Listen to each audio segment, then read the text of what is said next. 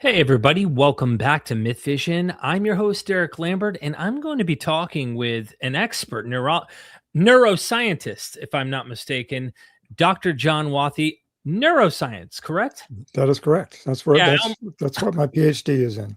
I almost used a different term, and I was like, let me make sure that we are good here. Um, you've been on the show in the past, Jack. For those who don't know, that's your nickname, but your name on the book's publication is John Wathey. And I hope anyone who finds this discussion interesting, which I know many will, that we invent God. And it's not like we do it like, I'm going to invent God today. But it's a natural phenomena that is just inherent that humans develop. And I hope people will go get your books. You've got two of them out on this subject matter. You're going to give a presentation today that is going to help us to try and understand why we invented God and how that naturally came about. Anyway, before we get into your presentation, welcome back. My pleasure. It's great to be back. Thanks for the invitation. Of course, thank you for joining me. I'm always interested in educating people, helping people find freedom, of course, freedom from harmful ideas. And a lot of those ideas are attached to religious ideas. It's not just religion, but there's a lot invested in that. And I think what you're going to be doing is help people to understand that there's a way to look at it from a completely natural perspective to make sense of God. And I found your presentations in the past to be things I've repeated over the years when I would explain to people, one of these things that boggles my mind is how we've come to think about gods and how we're wired to do so. It's harder to not believe something than it is to believe in something, it seems. So, yeah. So, Jack, before we begin, anything we need to get, any cards on the table, any recommendations to viewers, or do we want to just dive in? I'm happy to just dive in. I'm going to, at the end of the talk, I'll say something more about the book. So we'll save that for then. I'm ready to go whenever you guys are. Okay, here we go. Let's do it. Hit the like button, ladies and gentlemen. Share this out. Comment down below. Spam the chat. Get some noise so we can help this video get some attention. People need to learn this stuff. All right, Jack, I'll be here. I'll just remain silent unless I really need clarification or something. Okay. Well, in my first slide, you can see a truly horrific event that happened almost 25 years ago now. This was a real shock that truly changed the world. And one of the things it did was to inspire a wave of books from prominent atheists, including Richard Dawkins. He emphasized that the attacks were religiously motivated and that religious thinking is both irrational and dangerous. Now, I really loved the God Delusion and the other books like it that came out at that time. And yet I felt that they had missed something important. That something is what I call the illusion of God's presence, and that's our subject for today. My talk will be in 4 parts. In part 1, I'll try to show through example what I mean by the illusion of God's presence, a phenomenon that science has mostly overlooked. In part 2, I'll present some insights from the science of visual illusions that we'll need later in the talk. Now, you may wonder what any of this has to do with religion, but be patient. I think you'll see the relevance when we get to part 3, which is where I will try to explain the illusion of God's presence as something intrinsic to human nature. My hypothesis makes testable predictions, so we will turn to behavioral biology and neuroscience for some insights and evidence here. Of course, any good hypothesis should have explanatory power. So in part 4, I'll try to show how it explains 3 long-standing puzzles of religion, one of which was pointed out by Neil deGrasse Tyson. So that's the map of where we're going. Now let's move on to part 1. I said that the illusion of God's presence is something science has mostly overlooked. So to give you some context, I should first say at least a little bit about what science has studied about religion. Science has mostly explored those aspects that contribute to human social behavior. And of course, this is an extremely important dimension of religion. From it, we get things like belief in judgmental gods, greater cooperation within the in-group, greater hostility toward competing out-groups, rituals of sacrifice as proof of belief and loyalty, and group rituals that get believers moving and feeling as one. Now, in my books, I lump all of these together into what I call the social root of religion. But the illusion of God's presence comes from somewhere else. In this painting, the artist depicts it in a visual way, which is just kind of what artists do, but it's really not a visual hallucination. It's more a compelling feeling that someone else is nearby, coupled with intense emotions. And I can best convey the illusion just by reading you some first-person accounts. They seem to fall into two big categories, one of which involves a feeling that comes on gradually and persists, possibly for a lifetime. Now, this may be just a vague sense that the universe is somehow mindful and benevolent, or it could be an ongoing feeling of God's love and presence. Here's how blogger Andrew Sullivan described it. I have never doubted the existence of God, never. My acceptance of God's existence, of a force beyond everything and the source of everything, goes so far back in my consciousness and memory that I can neither recall finding this faith nor being taught it. It is the air I have always breathed. And then there's the sudden and transient kind. Often these come in times of personal crisis or helplessness. This anonymous example comes from a collection of thousands of such reports.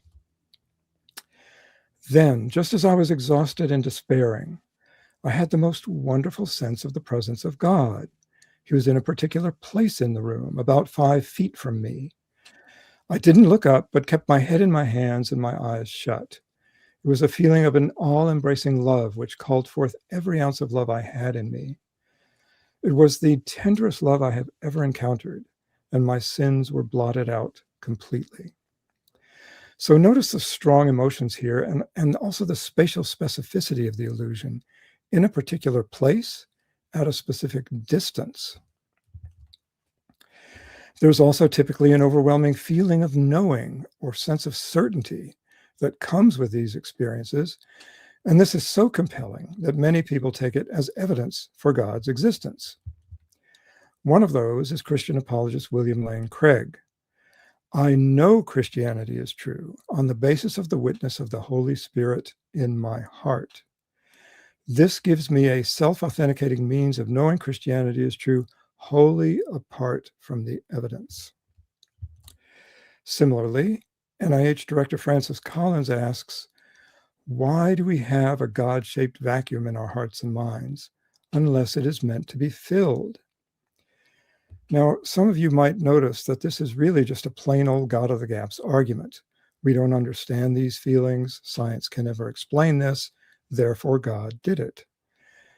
The problem with this is that it doesn't really explain anything. It's not testable. It suggests no experiments. It's an intellectual dead end.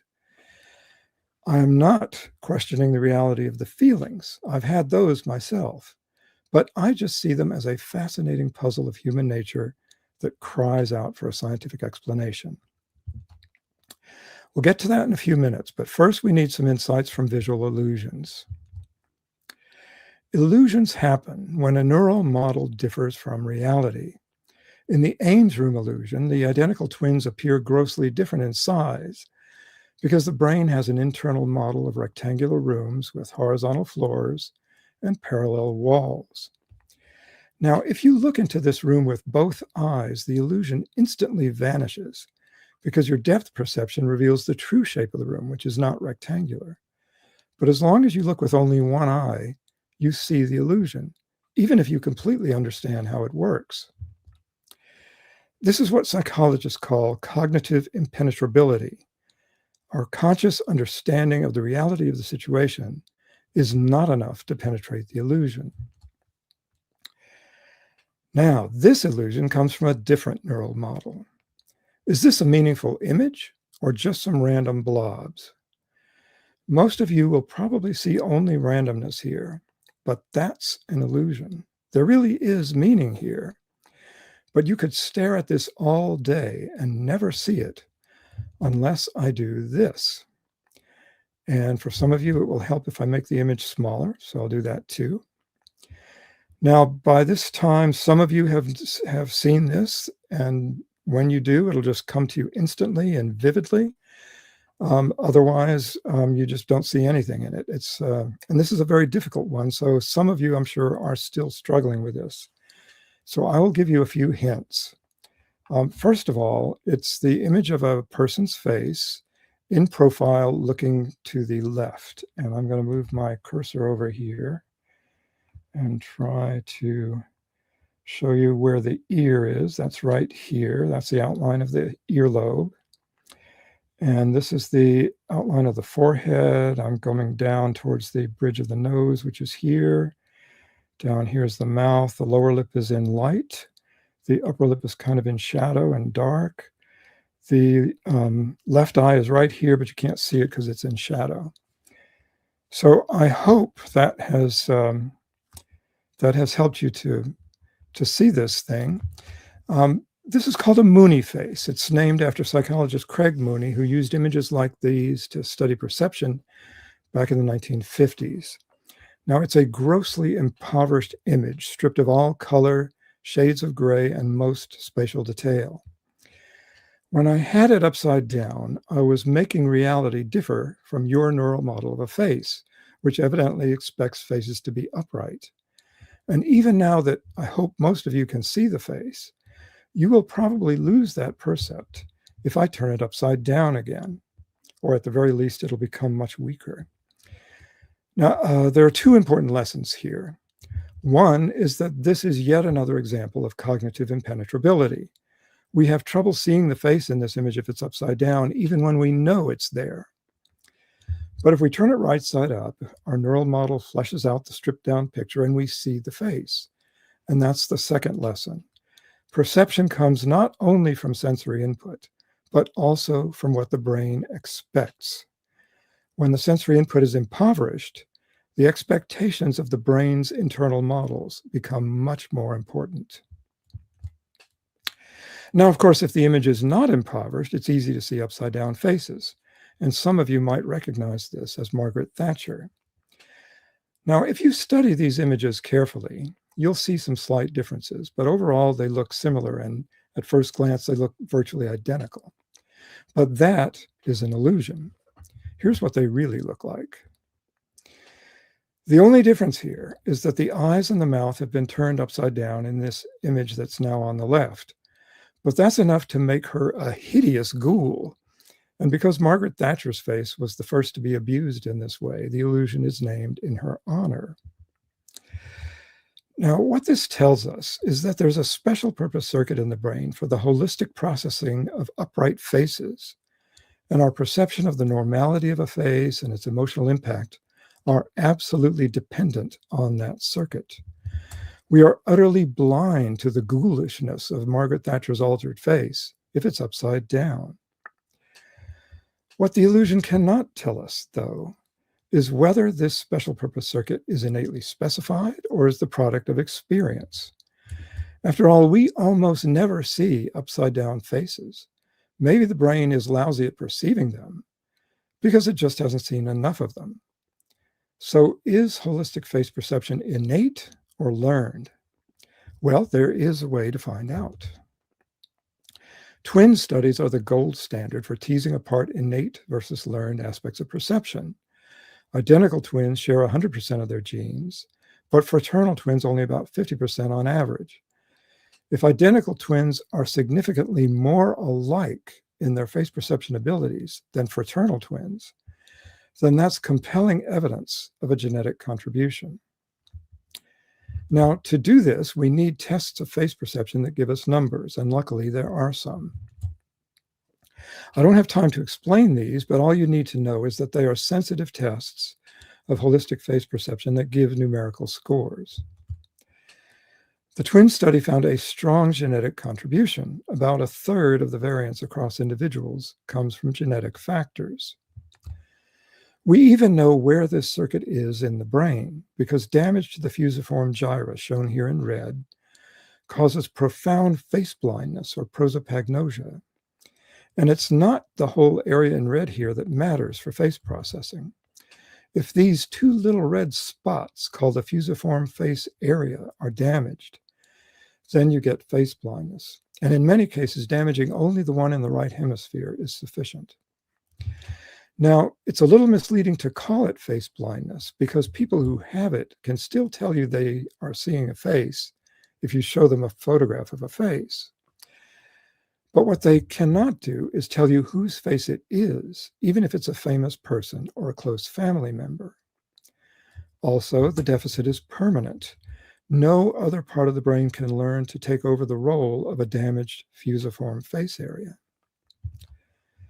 The astonishing thing, though, is that face blindness is permanent even if the damage happens in a one-day-old infant.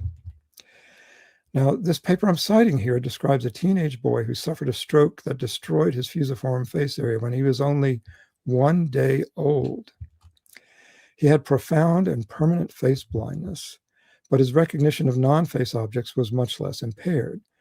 What's astonishing about this case is that infancy is the time when the brain is most plastic, when the function lost to local damage can often be taken over by some other area of cortex, but not if the damage is in the fusiform face area.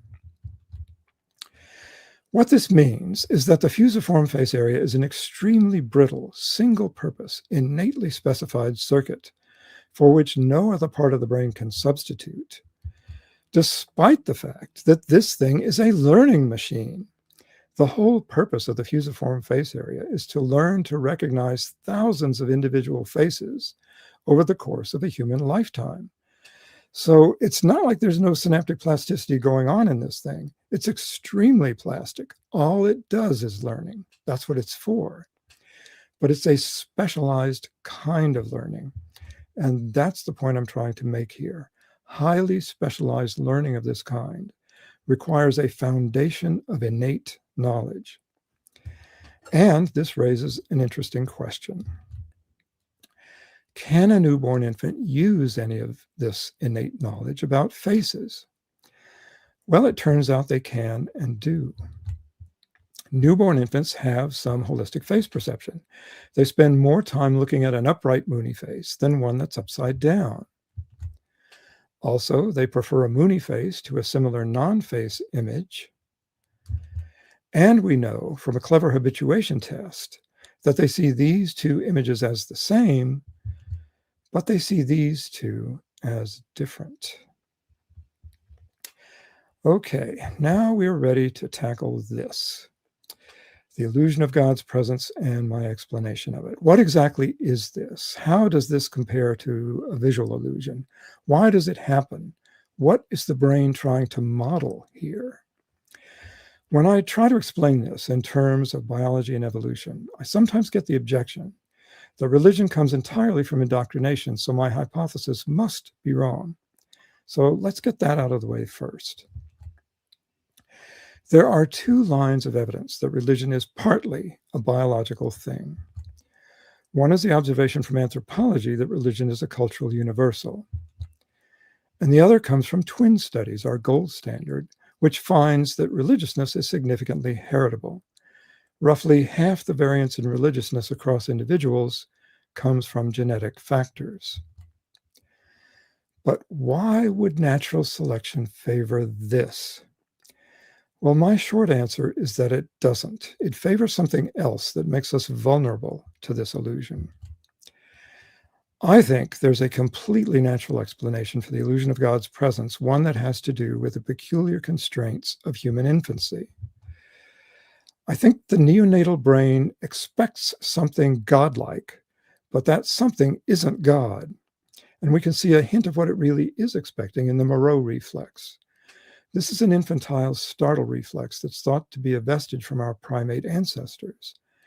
As infants, they would cling to their mother's fur, and whenever they were jostled or startled, they had to reflexively reach out and grab on tight. I think you'll agree it bears a striking resemblance to Pentecostal prayer. This is just one of many examples of what I call the infantile or neonatal root of religion, which I believe explains the illusion of God's presence. In contrast to the social root, The neonatal root of religion is characterized by belief in a God of unconditional love, maternal compassion and caring, infantilism in religious feeling and ritual, intense spiritual longing, and the illusion of God's presence. This kind of religiousness appears to be a byproduct of selective pressures for the survival of helpless infants. And I have formalized this idea as a hypothesis that has 3 parts. Part 1 of the hypothesis is that a newborn infant has an innate neural model of its mother. Now, it's not a detailed image of any specific person, but only a sense of the existence of some vague and amorphous primordial savior out there somewhere. And here are the essential elements of this model as I conceive it. A newborn infant knows that its mother exists, that she knows how to help the infant, that she's able to help, wants to help, and will help when she hears crying. Now, there's a bit more to it than that. There's also some physiologically critical information about mother providing nourishment through nipples that can be recognized by scent and touch and taste. And there's also the idea of her having a melodic voice, a feminine pitch, and about her having a face and some rough idea of what a face is and what a face looks like. And on the left here, you can see what a mother's face actually does look like to a newborn with its still developing visual system. This is an impoverished image, sort of like a Mooney face. So you can see how it would be helpful for infants to have some innate capacity for holistic face processing. I am suggesting that they have more than that, especially in the cortex that will ultimately support social behavior in adulthood. But in infancy, it supports attachment to mom, the primordial savior. So that's part 1 of the hypothesis. Part 2 is that the circuitry that implements this innate model of the mother persists into adulthood, but normally lies dormant. And part 3 is that the existence of this circuitry in the adult can give rise to the illusory feeling of a loving presence, especially, though not necessarily, under conditions that mimic the helplessness of infancy. These feelings are often interpreted in religious terms because a crude mother-shaped vacuum is easily misperceived as a God-shaped vacuum. Now, this hypothesis is consistent with what we know about the newborns and hatchlings of many vertebrate species. Having some kind of innate knowledge is the rule, not the exception. A good example are the herring gull chicks studied by Nico Tinbergen. They have an innate visual model of the parent's head and bill, especially that prominent red spot near the tip. They peck at that spot to solicit feeding, and newly hatched chicks will do this without any prior experience. Tinbergen discovered that the chicks would also peck at artificial models of the bill. And if he exaggerated thinness, redness, and contrast near the tip, he could make a stimulus that was even more effective than the natural one. This is a classic example of what ethologists call a supernormal stimulus. In the same way, I suggest that God is a supernormal stimulus for the innate neural model of mother. God is a kind of superparent who answers prayer, is perfectly loving, omnipotent, and omniscient. These exaggerated attributes excite that crude model of a mother even better than a real mother does. And when it's excited, the innate certainty of the mother's existence feeds the certainty of God's existence and the illusion of his or her sensed presence. Another useful metaphor here is the illusory phantom limb of the amputee. The phantom limb happens because the brain of an amputee expects the missing limb to be there, and that expectation creates the illusion. The patient's conscious knowledge that it's an illusion doesn't make it go away. I like to combine both metaphors into one catchy phrase. In the light of biology, the God of unconditional love is a supernormal phantom, not a supernatural spirit.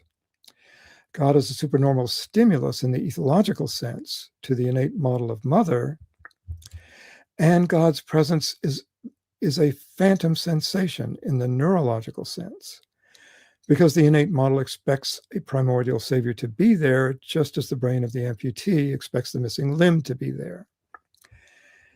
And this similarity of the phantom limb and the sensed presence is more than just a metaphor. Both the phantom limb and the sensed presence are illusions of embodiment, one's own in the case of a phantom limb, or someone else's in the case of a sensed presence. There's an interesting part of the brain called the temporoparietal junction that's involved in both of these illusions. I think this is likely to be one of several places in the brain where the innate model of mother is implemented, but it's not the whole thing. If you stimulate this area with electric current, the subject may experience the illusion of a sensed presence, though seldom with a religious interpretation. The spatial and the personal aspects of it are there, but the divine love usually is not. Those feelings of divine love may, however, come from this place. This is the orbitofrontal cortex, which I think is also likely to be an essential part of the innate model of mother. It's on the underside of the frontal lobes, just above the eyes. Now, of course, it's what the orbitofrontal cortex does that makes it interesting. From monkeys, we know that it's important for reinforcement learning. Neurons in the orbitofrontal cortex learn to become excited by a previously neutral stimulus, like a green triangle flashed onto a computer screen, but only if it is paired with a tasty treat. The tasty treat is called a primary reinforcer because it is innately rewarding, and the triangle becomes a secondary reinforcer only with learning. And by the way, the encoding of primary reinforcers in this part of the brain appears to be yet another example where innate knowledge is an essential foundation for learning. Now, we also know from neural imaging experiments that the orbitofrontal cortex is specifically activated in human parents when they see infants, and in infants when they hear their mother's voice. Now, it's this finding, of course, and others like it, that are most relevant to my hypothesis of the innate model of the mother. But all of these things taken together strongly suggest that the innate model of the mother, or at least the part of it that's in orbitofrontal cortex, can be thought of as the set of primary reinforcers needed for learning human social behavior. This could explain why the innate model persists into adulthood. It persists because it's an innate foundation for learning. Primary reinforcers like gentle touch, a smiling face, an affectionate tone of voice, all of these are innately rewarding and drive us to connect with others, not only in infancy, but throughout life.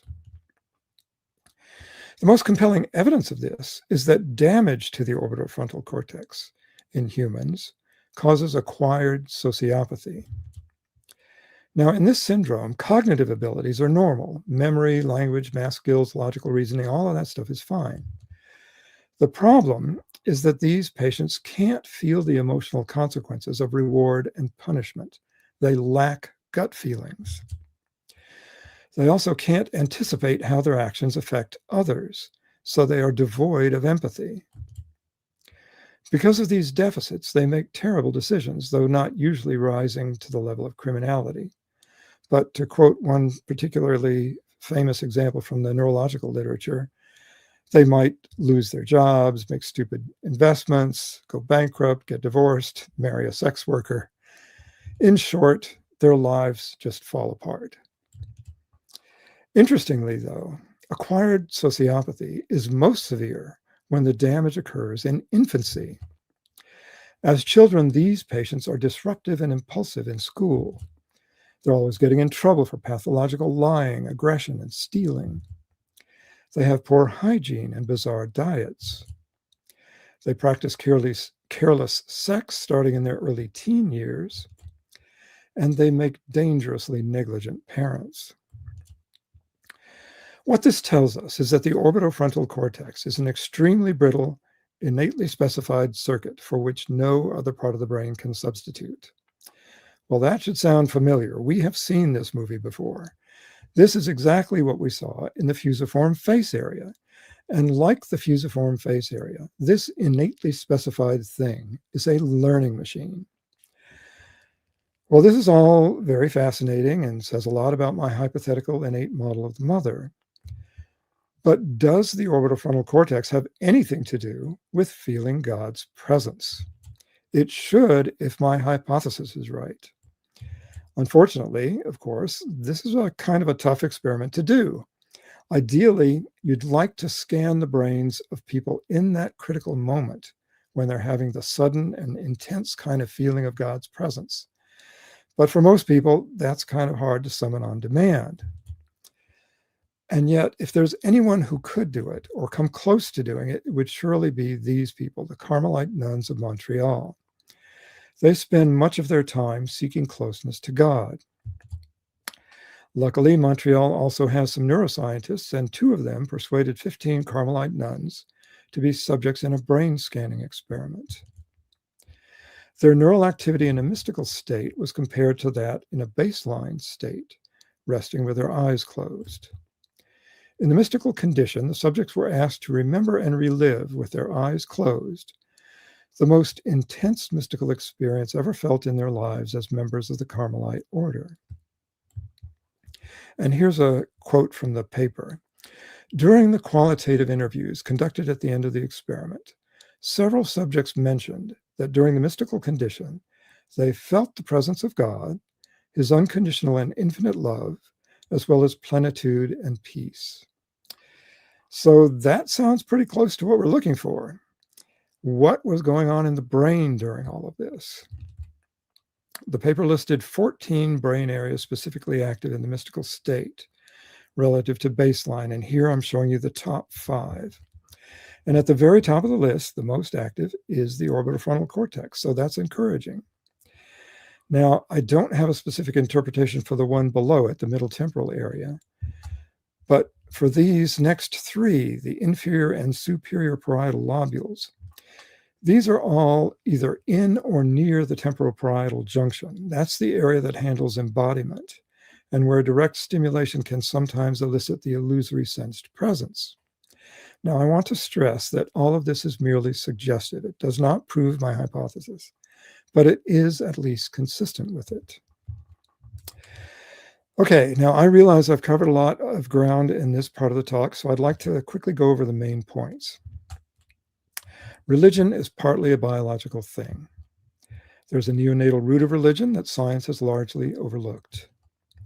God's presence is an illusion in high-order association cortex that retains an innate model of mother.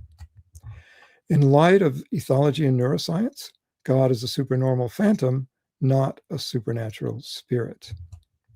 And finally, the hypothesis of the innate model of mother leads to testable predictions, and we saw evidence for one of them in the orbitofrontal cortex.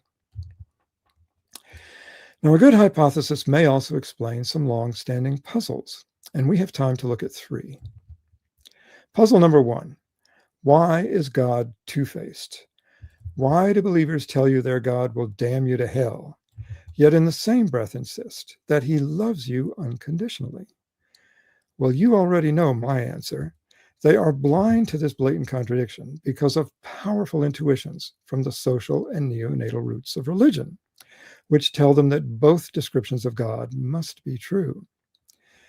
Now, if I'm right about this, if these really are the dominant sources of religious emotion, then this insight applies to more than just the two-faced God. It means that religion is in some sense two-dimensional. If we mix the social and neonatal ingredients in the right proportions, we should be able to cook up just about any kind of religiousness there is. Or more precisely, if we could measure how much a person's belief comes from the social and neonatal components, we could plot anyone in this space. In my books, I include a rough draft of a psychometric test that tries to do exactly that. The latest version has 44 items that assess the 10 qualities in these 2 lists.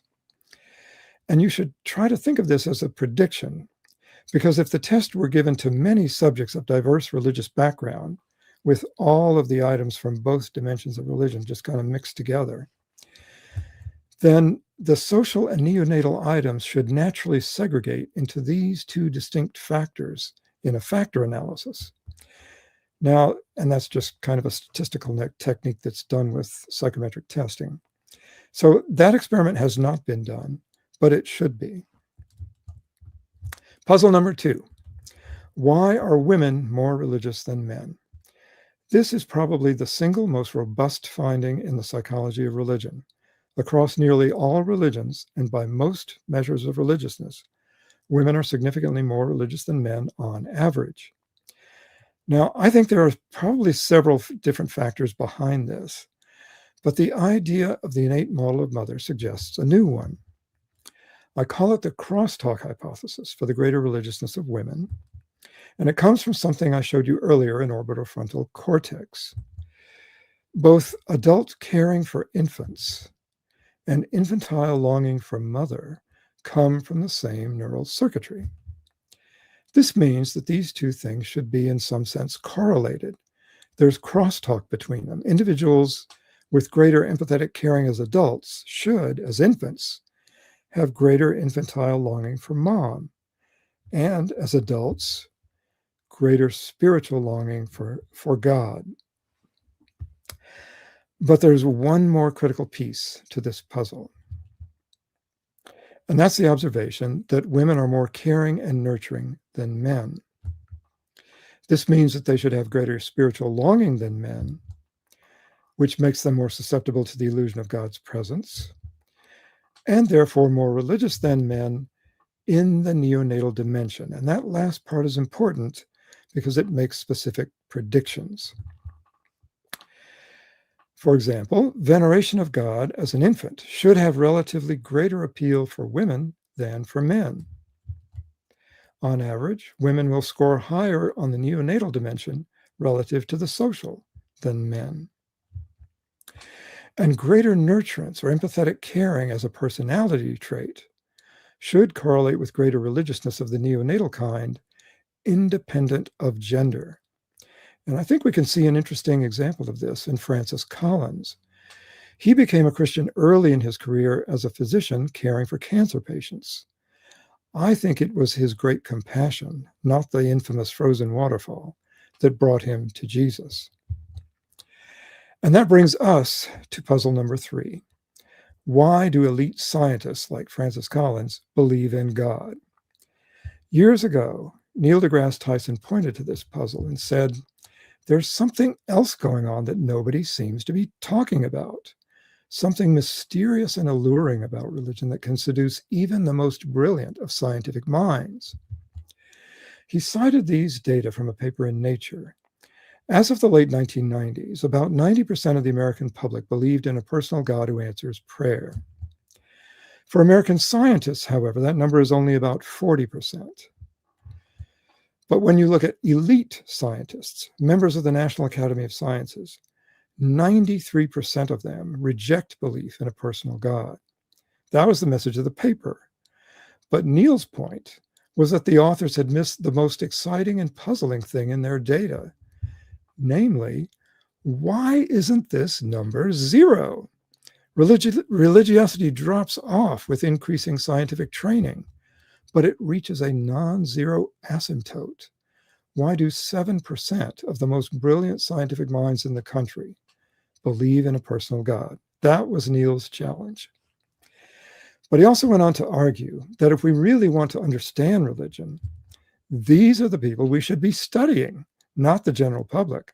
Whatever it is that can make believers out of these folks must be the most concentrated essence of the thing we're trying to understand. Well, my answer, of course, is that this comes from the neonatal root of religion, and what's seducing them is the cognitively impenetrable illusion of God's presence. And again, this makes testable predictions. Relative to the 93% of their colleagues who do not believe in God, this puzzling 7% should be significantly enriched in women, physicians, and others who score high on tests of empathy and nurturance. And relative to those in the general public who do believe in God, the 7% will be significantly enriched in people who identify as spiritual but not religious, which is really just another way of saying their faith comes mostly from the neonatal root. I'd like to close with one last description of the illusion of God's presence, this one experienced on the moon by astronaut Gene Cernan. We're now in a good position to make sense of it. I was literally standing on a plateau somewhere out there in space, a plateau that science and technology had allowed me to get to. But what I was feeling at that moment in time, science had no answers for. Because there I was, and there you are, the Earth, dynamic, overwhelming. And I felt that the world had just too much purpose, too much logic. It was just too beautiful to have happened by accident. There has to be somebody bigger than you and bigger than me. And I mean this in a spiritual sense, not a religious sense. There has to be a creator of the universe who stands above the religions that we ourselves create to govern our lives. First, notice how he rejects the God of the social root, not a religious sense, above religions that govern our lives. Also, we can see here the God of the gaps. Science has no answer. And the argument from design, too beautiful to have happened by accident. But I consider both of these mere conscious rationalizations of the powerful intuition that was really behind this experience. And here is that intuition, the certainty that there is somebody bigger. This, I suggest, comes from the innate model of the mother. Science does have an answer for this. It hasn't yet been completely tested, but it explains a lot, and it is specific enough that it can be tested. You can learn more about this at my website, watheyresearch.com. And of course, even more in my books, The Illusion of God's Presence and The Phantom God. And I should take a minute here to explain that these are not parts 1 and 2 of a long story. Instead, they tell the same scientific story, but with different emphasis. The illusion of God's presence covers ideas and evidence mainly from behavioral biology, psychology, child development, and neuroscience in roughly equal proportion, which is sort of what I tried to do in this talk today. The Phantom God covers the same subjects, but with much, much more emphasis on neuroscience. The other subjects are only briefly summarized in the first 2 chapters. The rest of the book takes a deep plunge into the brain. It's shorter than The Illusion of God's Presence, but more technically demanding. So I recommend starting with The Illusion of God's Presence. And that is the end of the slides. I'm going to give me just a second here to turn off the slide sharing. And that should bring us back to Derek. Hey, good to see you. Great presentation as usual. We've done this years ago for those who've never watched. And I've always been fascinated by this because intuitively I feel what you're saying. I can recall experiences of my own. And I had a really loving mom, a very, very protecting, loving mom. And in fact, I held on to religion. The best way I kind of describe my own personal experience here, Jack, is I had an altar call. I already knew about Jesus, probably believed in him in some way, but never had like a profound moment of memory where I recall the euphoric, I want to call it social placebo, that was a different next level experience. My mom and dad loved me a lot. Dad was alcoholic. Oh. And he was my hero, though. He was the invincible Heracles. He was God. He was God Almighty in my mind as a child. No one could beat him, that kind of thing. You know, my dad could beat your dad up kind of kid at school. And my dad was actually a retired Green Beret in the Special Forces. So he probably really could beat your dad up. You know what I mean? Yeah. And so he was elite. He was hardcore and alcoholic, which made it even more intense when he would turn into a werewolf.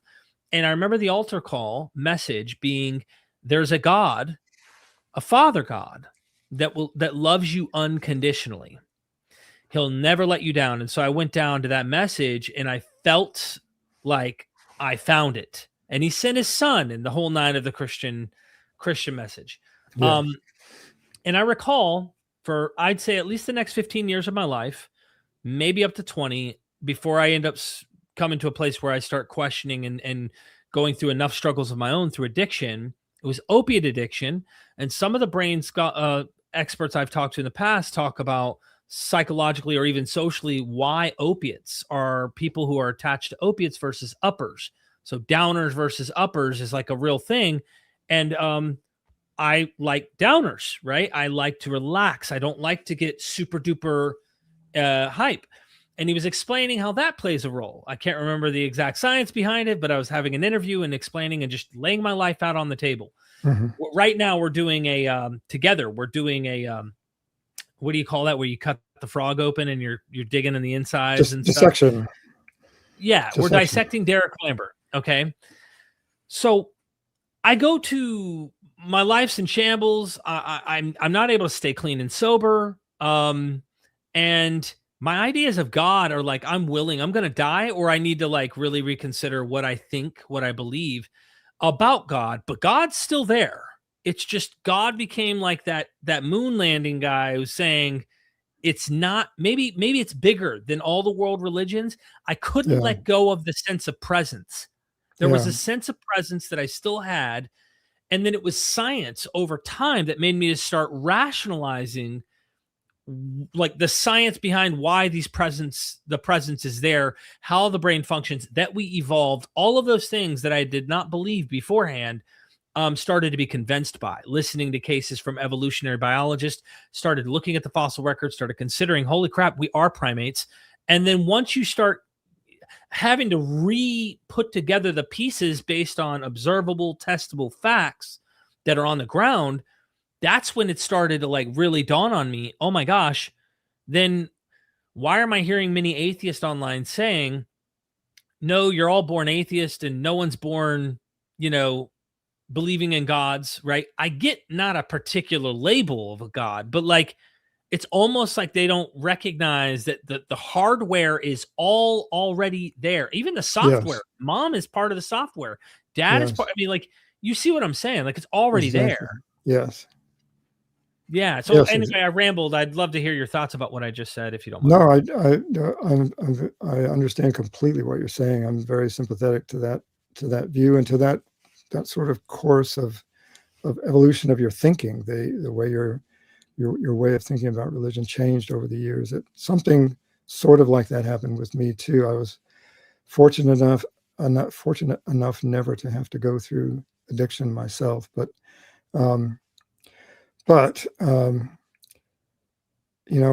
everybody goes through. For me, I had some struggles with depression when I was a teenager, and I guess that's what got me started at first, thinking, couple that tendency as a depressed teenager to the observation that the world isn't the way it should be if there is a loving God. There's an awful lot of suffering and cruelty and truly meaningless suffering in the world. And so even as a teenager, I could see something is wrong with this picture. I can't quite figure out what. Maybe there is a God, but it's not the God that my parents taught me about in Sunday school long, long ago. That doesn't work. So I gradually went through a process of evolution in my own thinking and believing, just like you did. So I'm very sympathetic to that. And even long after dispensing completely with any belief in God, long after I started calling myself an atheist, I have still had those experiences of the presence, this loving presence that seems to be so real and palpable that I could just reach out and touch it. I identify a lot with that woman who said, I didn't open my eyes, but I just knew he was 5 feet away from me. I have had that feeling. Mm-hmm. That's what I think what blows me away as a lay person who does not know the neuroscience that you do, the psychology that you've studied in all these years and everything. I mean, I can't even begin to imagine how much more convinced you are of your own hypothesis and how much it really makes sense. At least if someone is watching this and they go, I don't buy every single thing he said, there's a huge chunk of it that I feel like intuitively makes perfect sense.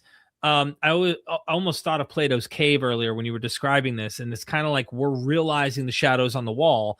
That doesn't mean when we went out to look at the sunlight, like we have all reality figured out or something. No, we're saying we're closer to not being as delusional as maybe we once were, which I think the delusion was part of a survival. It's all part of survival. I mean, it works, Sure. it functions, it helps us stay alive, to be very attached to our mothers and fathers, the social aspect, every aspect, really. I think it all makes perfect sense for our survival that we are this way. But I'm thinking to myself, here you are wired in the mom.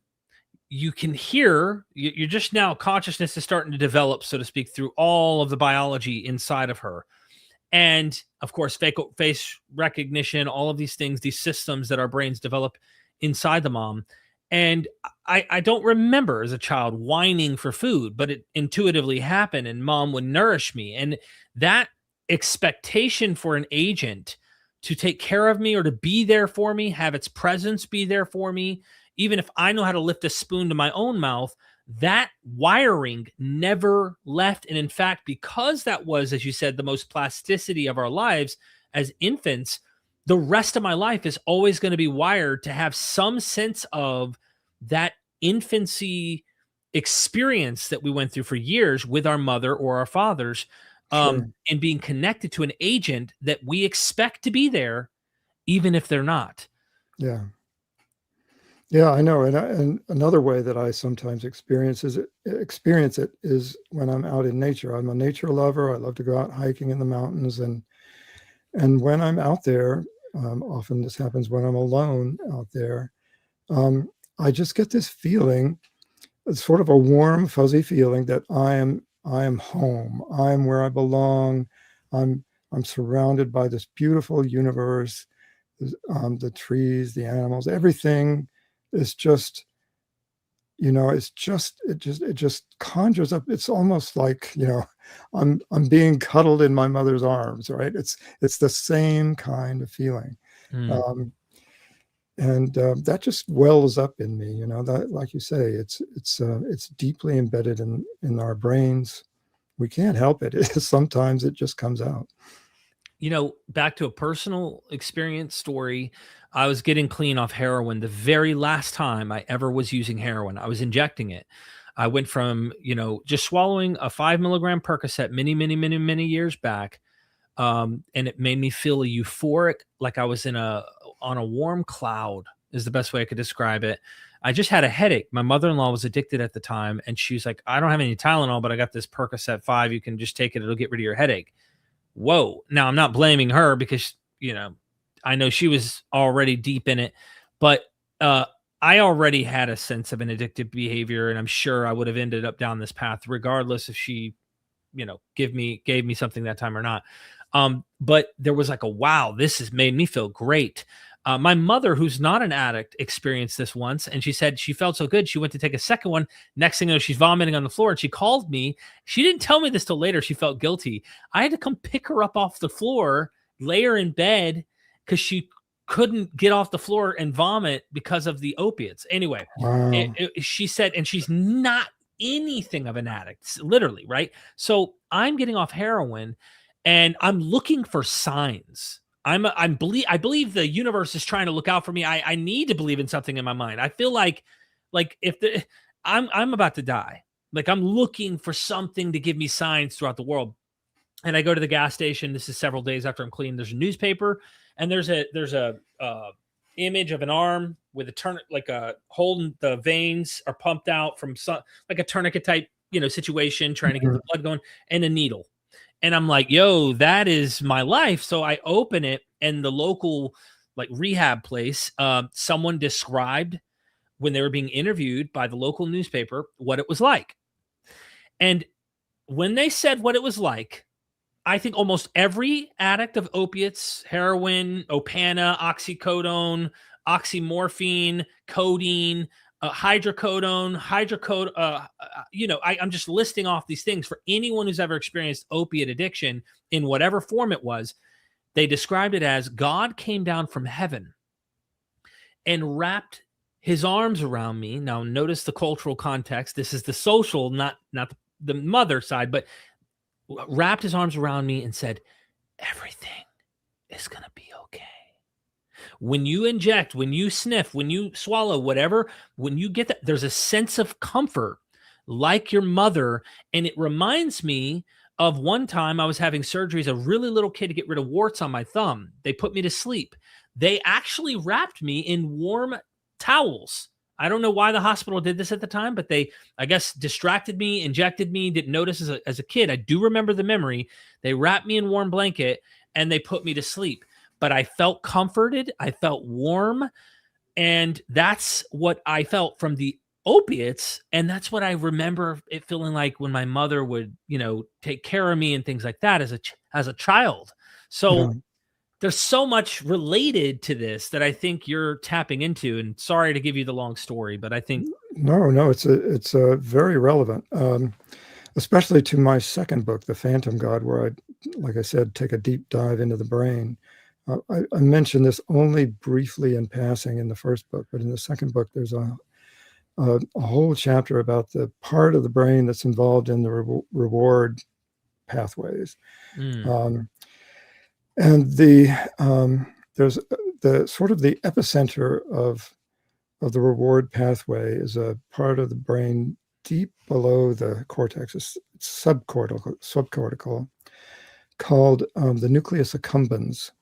It's a small thing, relatively small thing, but it sends its axons all over the cortex. It innervates a wide area of the brain with dopamine releasing fibers.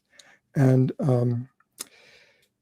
this part of the brain is critical for the kinds of things I talked about happening in orbitofrontal cortex, where you're doing reinforcement learning. You have these primary reinforcers built in, like this sort of innate model of things that taste good. Your taste and smell and flavors and stuff like that develops in there too. Your preferences for foods develop in there. Food, by the way, can become an addiction in a sense. People can lose control in an addictive sort of way with food. But anyway, addictive drugs, act in some way directly on those neurons in the nucleus accumbens. They short circuit the sensations that give you healthy rewards, like the warm and fuzzy feeling that an infant has when the mother is holding it, or the scent and taste of the mother's milk and all of that stuff.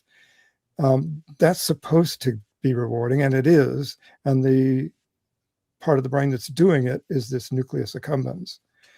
And it's in a way, it's almost making the infant addicted to its mother, but in a positive sense of the word. Right. Attached is really the right word to use. Attached is the better word. When you're taking an addictive drug, though, you're sort of short-circuiting all of that. You're bypassing all of the healthy stuff that would normally, healthy behavioral and sensations, all of that good stuff that would normally be getting you connected or attached or devoted to something that's good for you, like foods that taste good, or a person who loves you and whose love you need to survive. Instead of that, it just goes straight to the reward. It just cuts straight to the reward. And what you're being rewarded for now is injecting your arm with a needle, or taking a Percocet, or whatever it is, and sort of all of the milieu around that, all of the paraphernalia involved in that.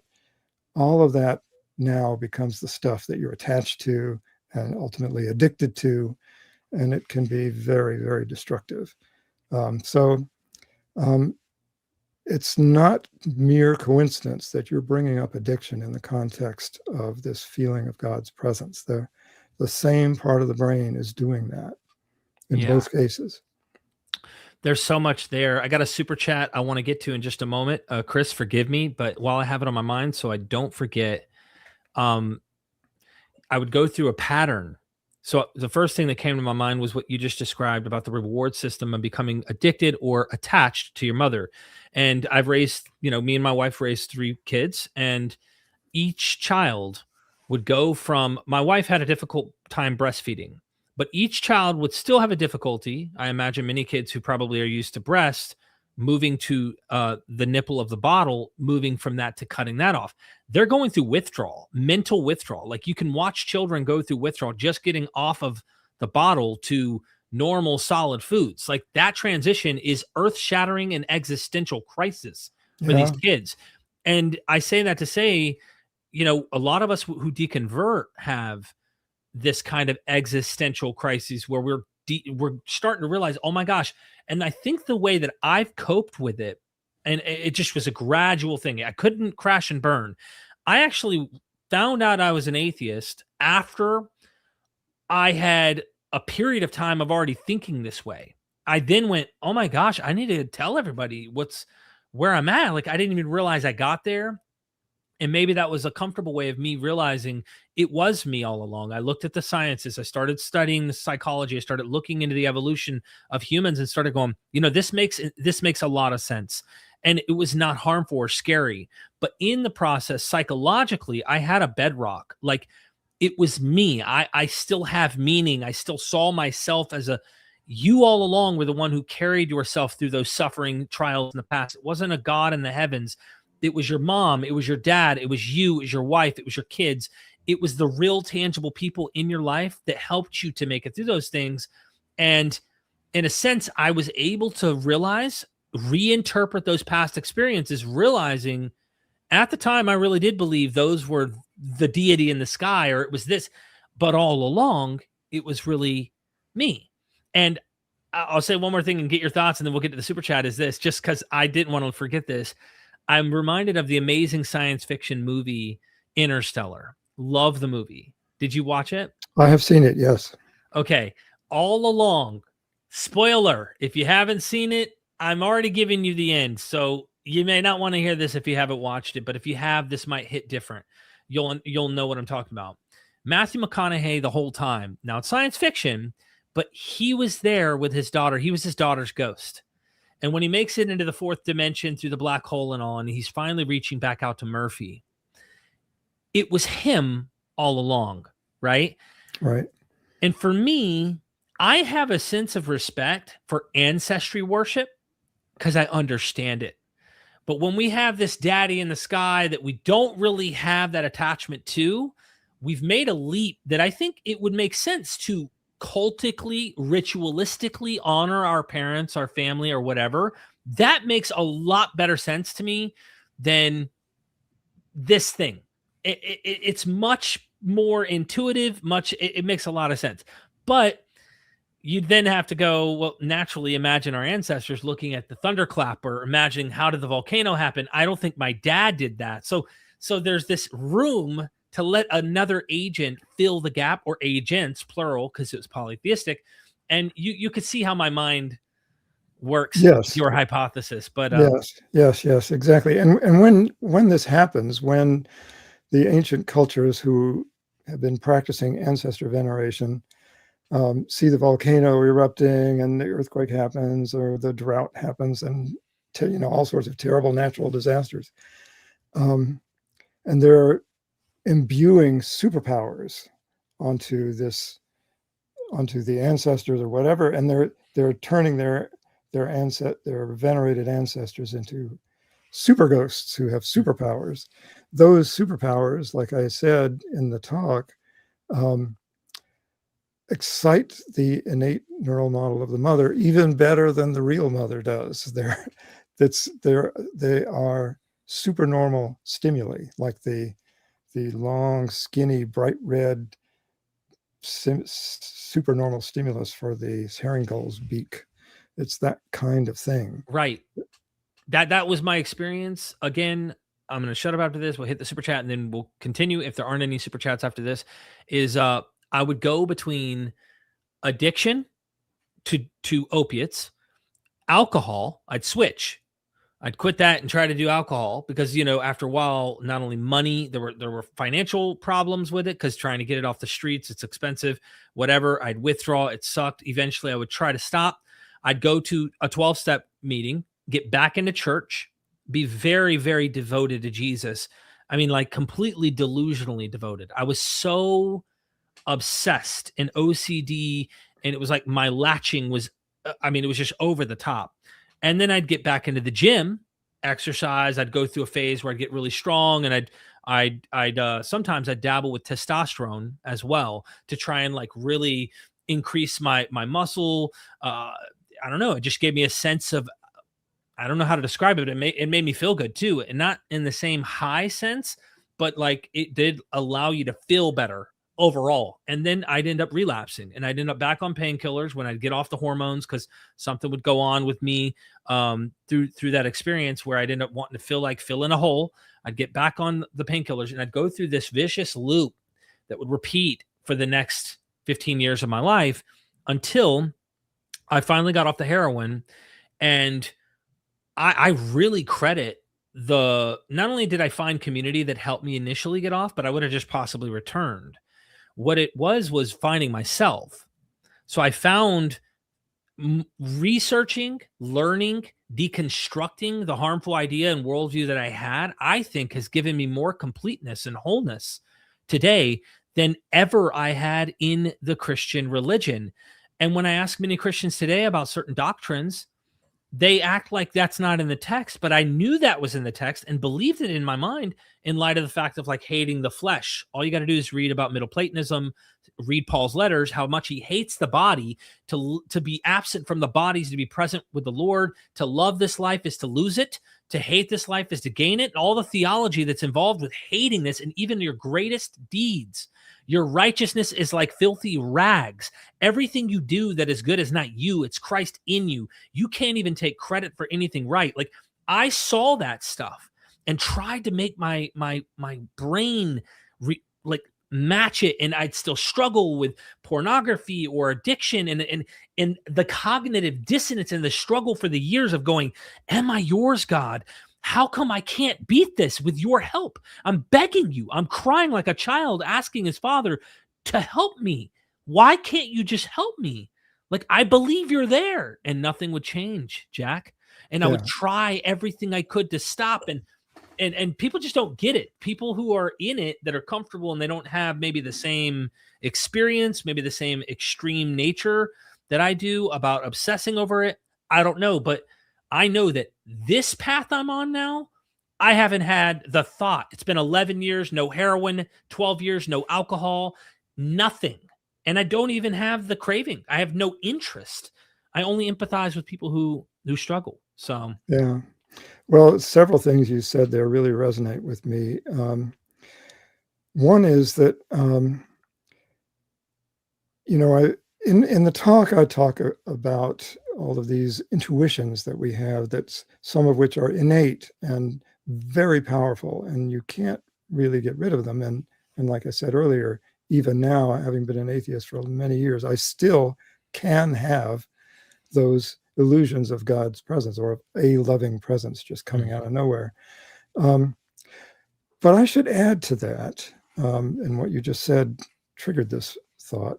I should add to that even though those intuitions are still there, we still do have a cortex. We still do have, a lot of other stuff going on in our brains. We have the ability to learn to reason. We can become more skeptical and scientific in our thinking, even if it's true, and I think it is true, that scientific thinking does not come easily or naturally.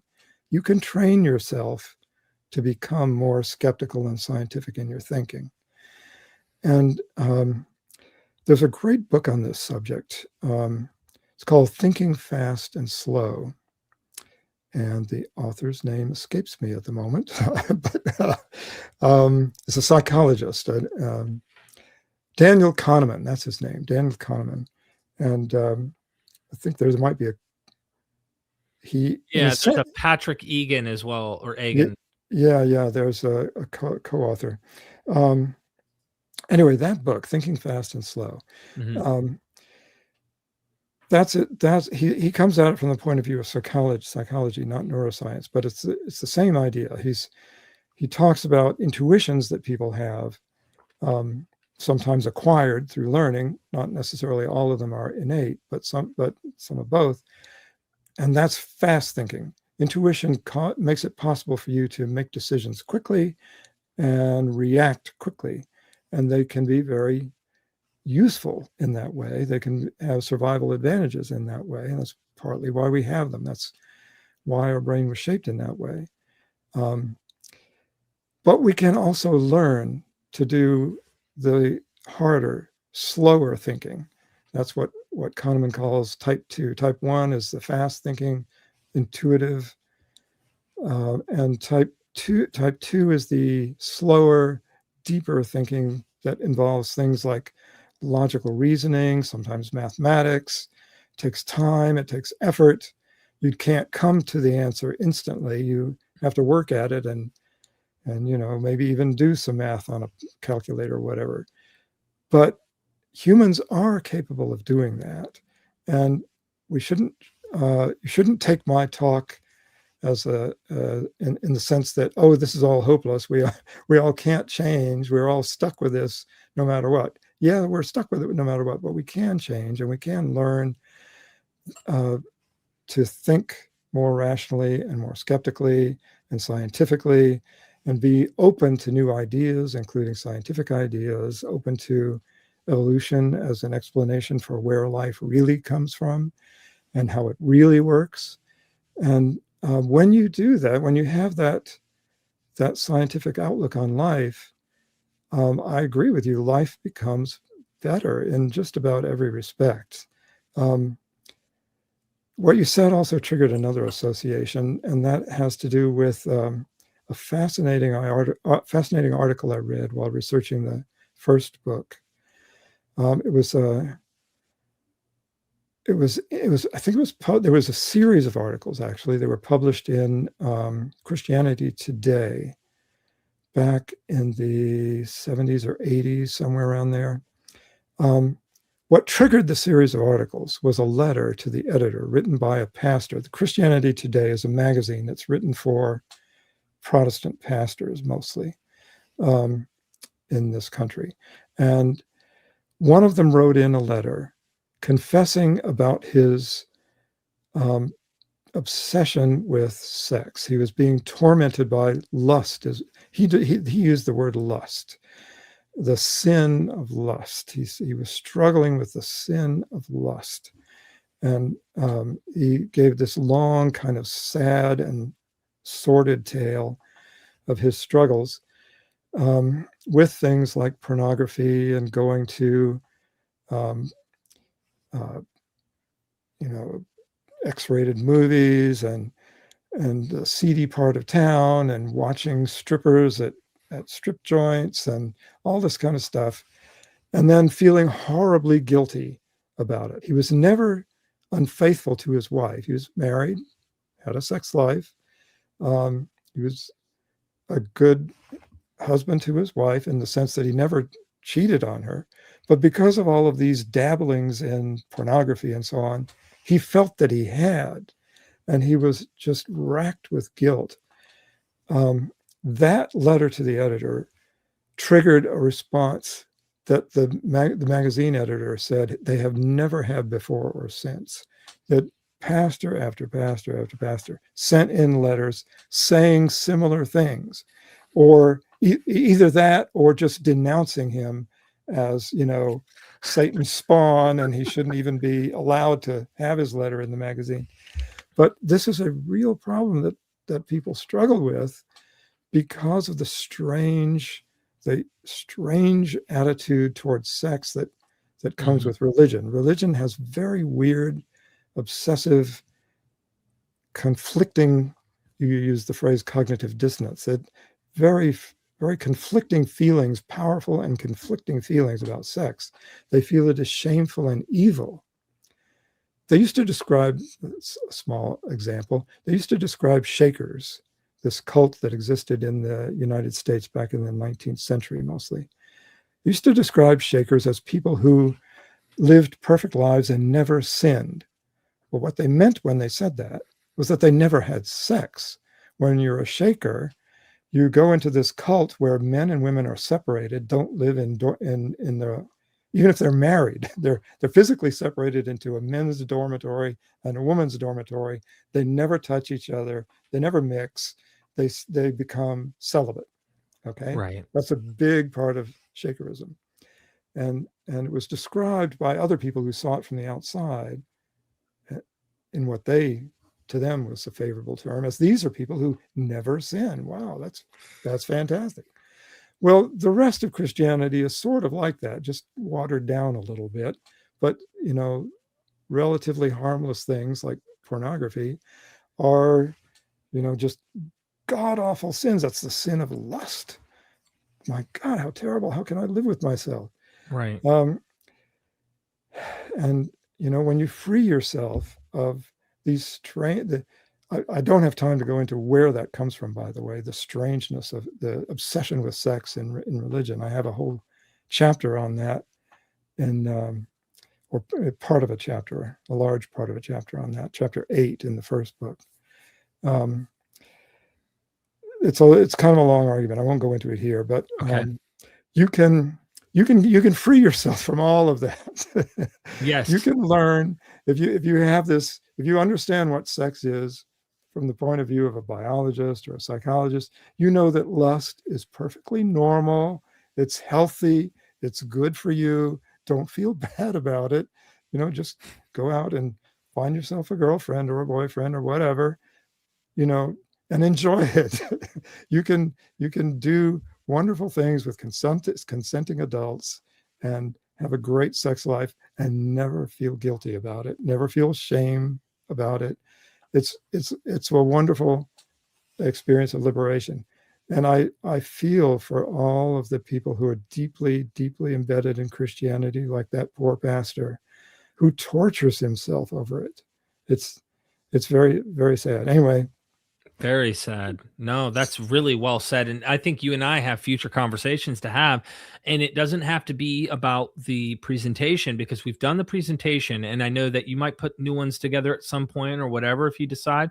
But we could go into deeper weeds about all sorts of different areas and discussions, because you and I connect on, there's so much you say and we understand each other. And I think there's a lot of people will be helped by this conversation. I'm just being raw and authentic. I'm just being real with you. A lot of people don't talk like this, but I think it's important to, I'm transparent because I know, to me, first of all, there's a sense psychologically of confession that I do think is useful. And I don't mean it in the rigorous, and then also, just keep repeating the actions you might've done that are bad kind of things. But I'm saying, you're not hiding anything. You're just being who you are, and there's a sense you feel free when you're just being honest, but also there's how many people it helps. So thank you. I meant to say, can't stop, won't stop. Thank you for becoming a member. And Chris Wood, your patience is literally divine. Thank you so much for waiting. Thank you for that 20. This is more psychological, this is more psychology philosophy, but does Dr. Wathey have any opinions as to what those high in neonatal belief in God should do about it? I'm in that camp. I find the experience of oneness very meaningful. Is it harmful?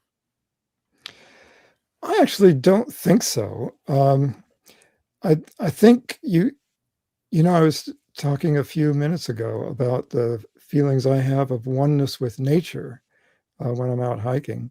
When I'm having those feelings, I kind of know where it comes from, and I kind of know what it is, and I kind of know that it isn't real, right? I know that the nature that what it feels like is that nature loves me, that this is my home, this is where I belong, I'm accepted here, I'm loved here, okay?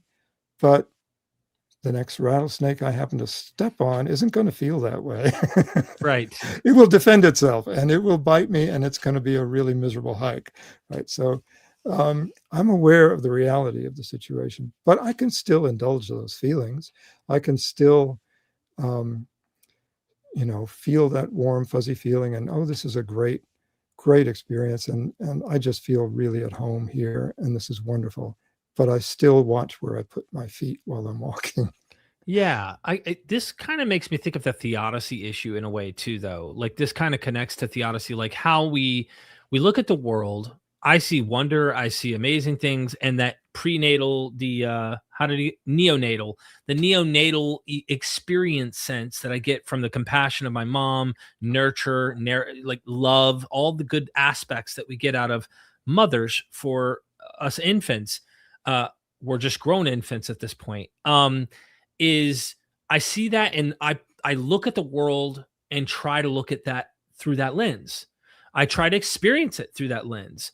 Um, and that's why a lot of people are thinking high, pressure, very stressful times of their life break down. They have existential crisis. They need medical attention. They need antidepressants. They need something that isn't giving them, I think, that sense of relief and calmness that they get to be able to go through life.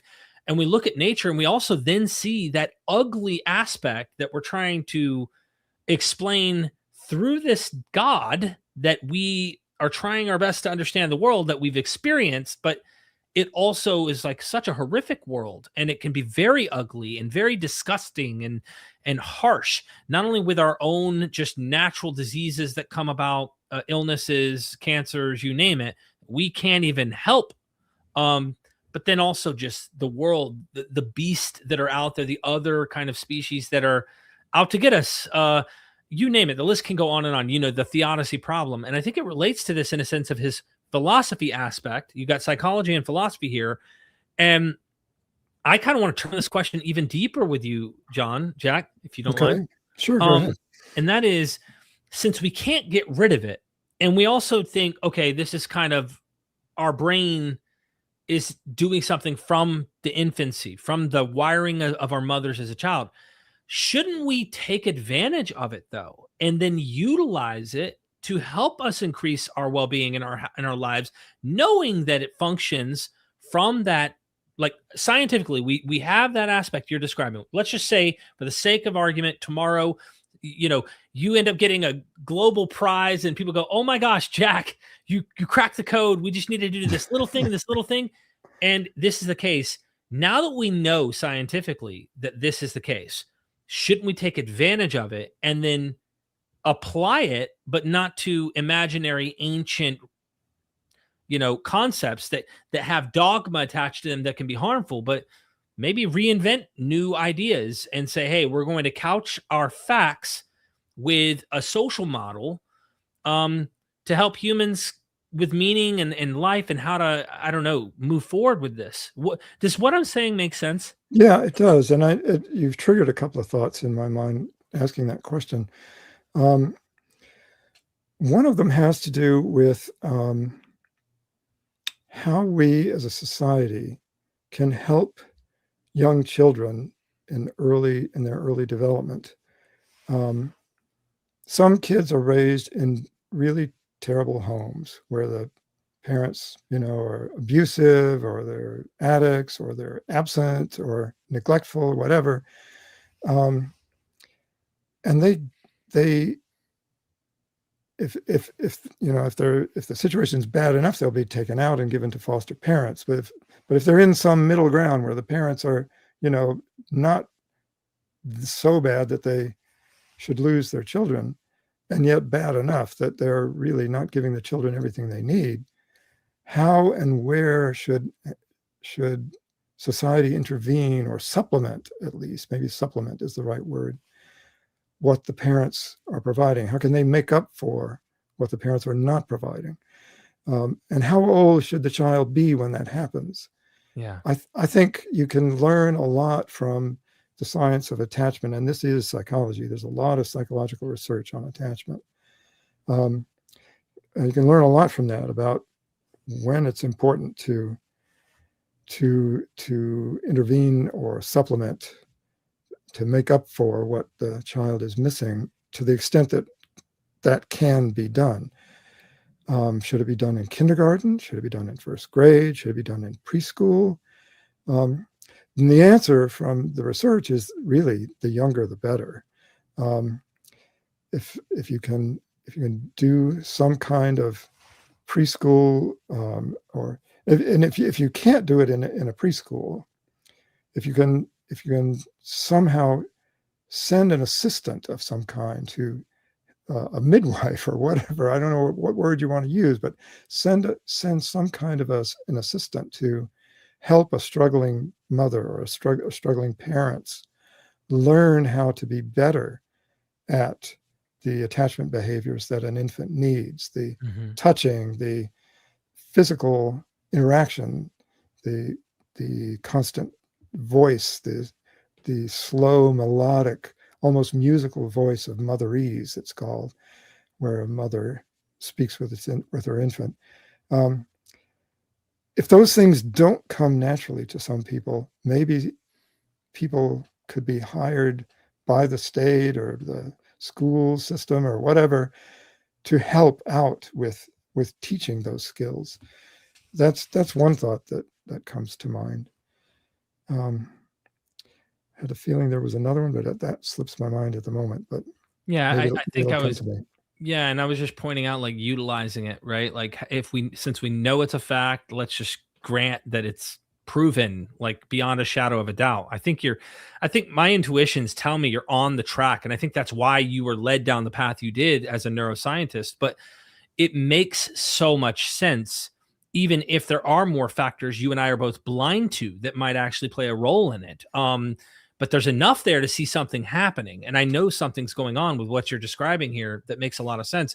So I was just thinking, if we know that, because we also have this social issue online, we're dealing with the internet. Okay. On the internet, you have to almost be all or nothing in a camp. A lot of people prefer, and I imagine this gets into like social psychology or whatever, they prefer like, if it's religious and they've left religion and there's like the whole group of people who are ex-Christian, ex this, that you're allergic. We're all allergic together against anything that touches or has anything to do with. And it's like, there's actually a lot that is useful. There's a lot that you can find within religions that can be helpful or even have utility, and yet still see the harm. And people aren't interested in nuance. They're not very much, or at least the pressures that be socially aren't interested in nuance. And so I'm thinking, if we knew that was fact, how do we use that?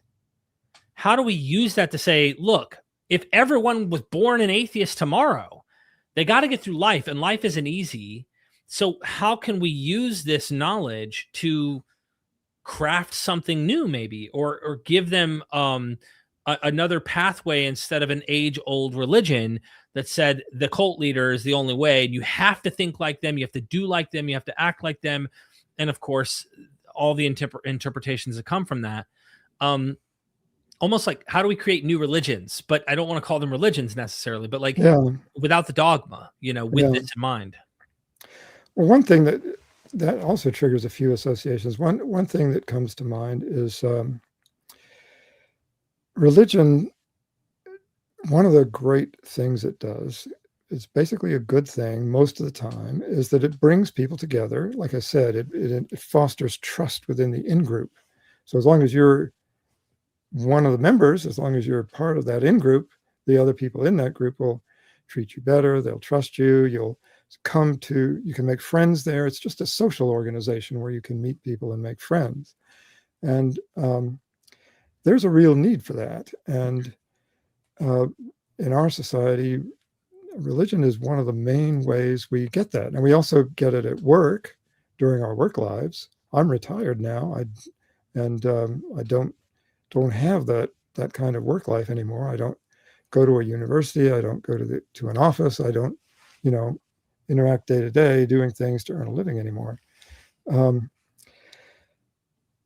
School is another one. Going to classes, or living in a dorm as a college student, you make friends. You have a social group. You're all aimed at a common purpose.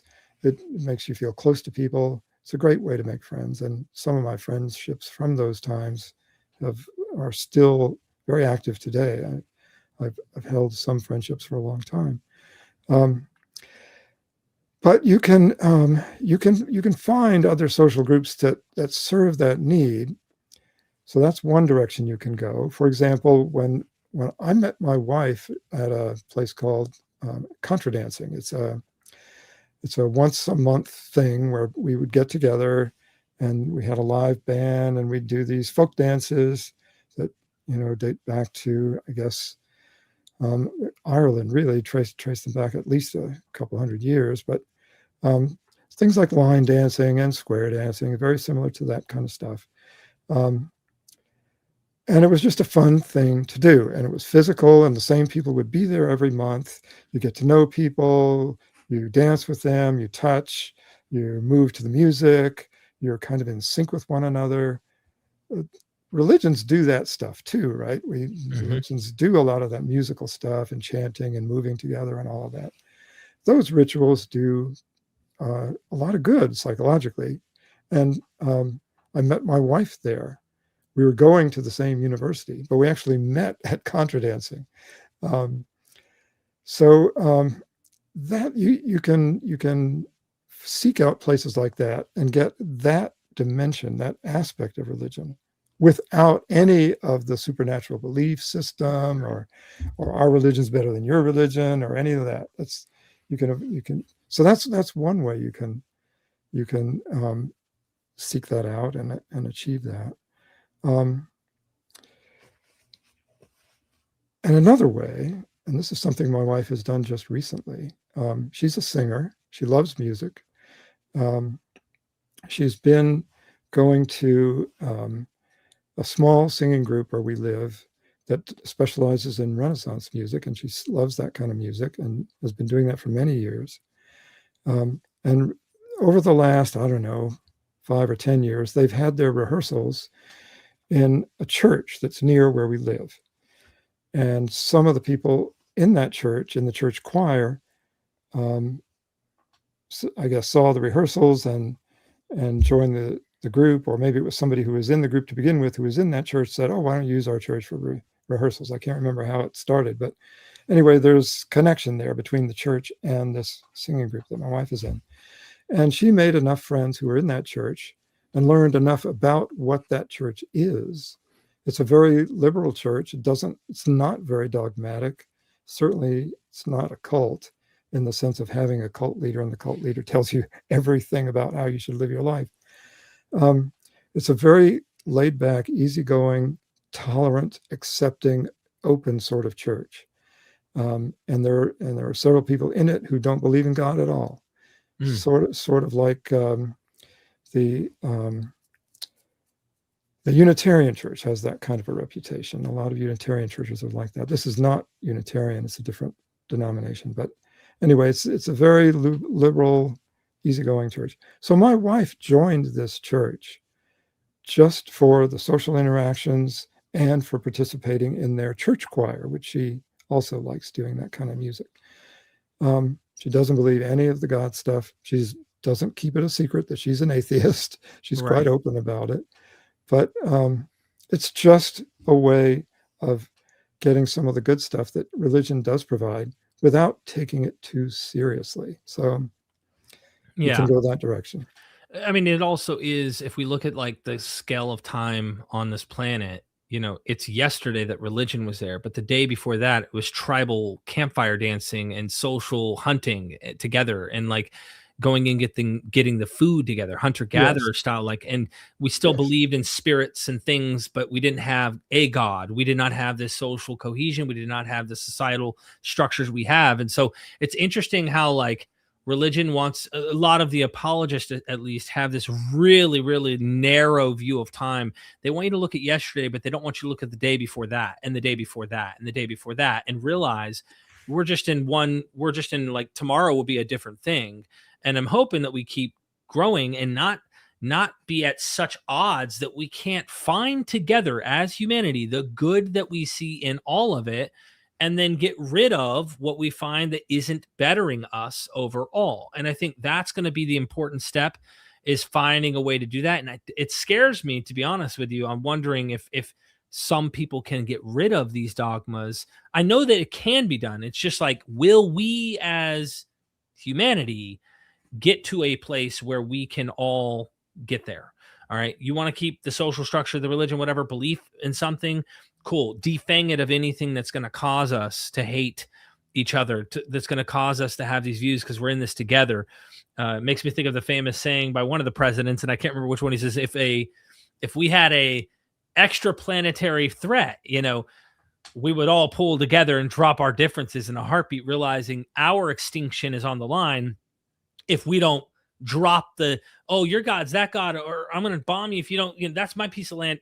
All of that stuff is going to have to stop if we had that, so. Yes. Anyway, I got another super chat. We got Mo here. Thank you so much for the super chat. Even if self-concocted, it's still necessary. I wonder what that's related to. I don't know. I'm not entirely sure what that means. I would say the way I'm inclined to interpret that is that self-concocted is, I think what might be meant there is that it's innate. It's that we're born with it, and that we come up with these God beliefs because we have this stuff in our brains. And it's still necessary part, I would say, to me, what that says is it's necessary because we do need to be attached to our mothers when we're helpless infants, right? That's why it evolved in the first place. That was the selective pressure for it to be there in the first place. So if that's the interpretation, I couldn't agree more. Absolutely. Thank you for the super chats there. Back to you, Jack. So, okay, where do we go from here? I would like to ask this. I imagine you have other neuroscientists that you communicate with, that you know. Have you made any leeway with some of them, your colleagues, your friends, in terms of what you've proposed? Well, I've tried to reach out to some of the younger neuroscientists. Neuroscientists my age are pretty much out of the field, right? Just like I am. They're not active anymore. They're not doing research anymore, most of them.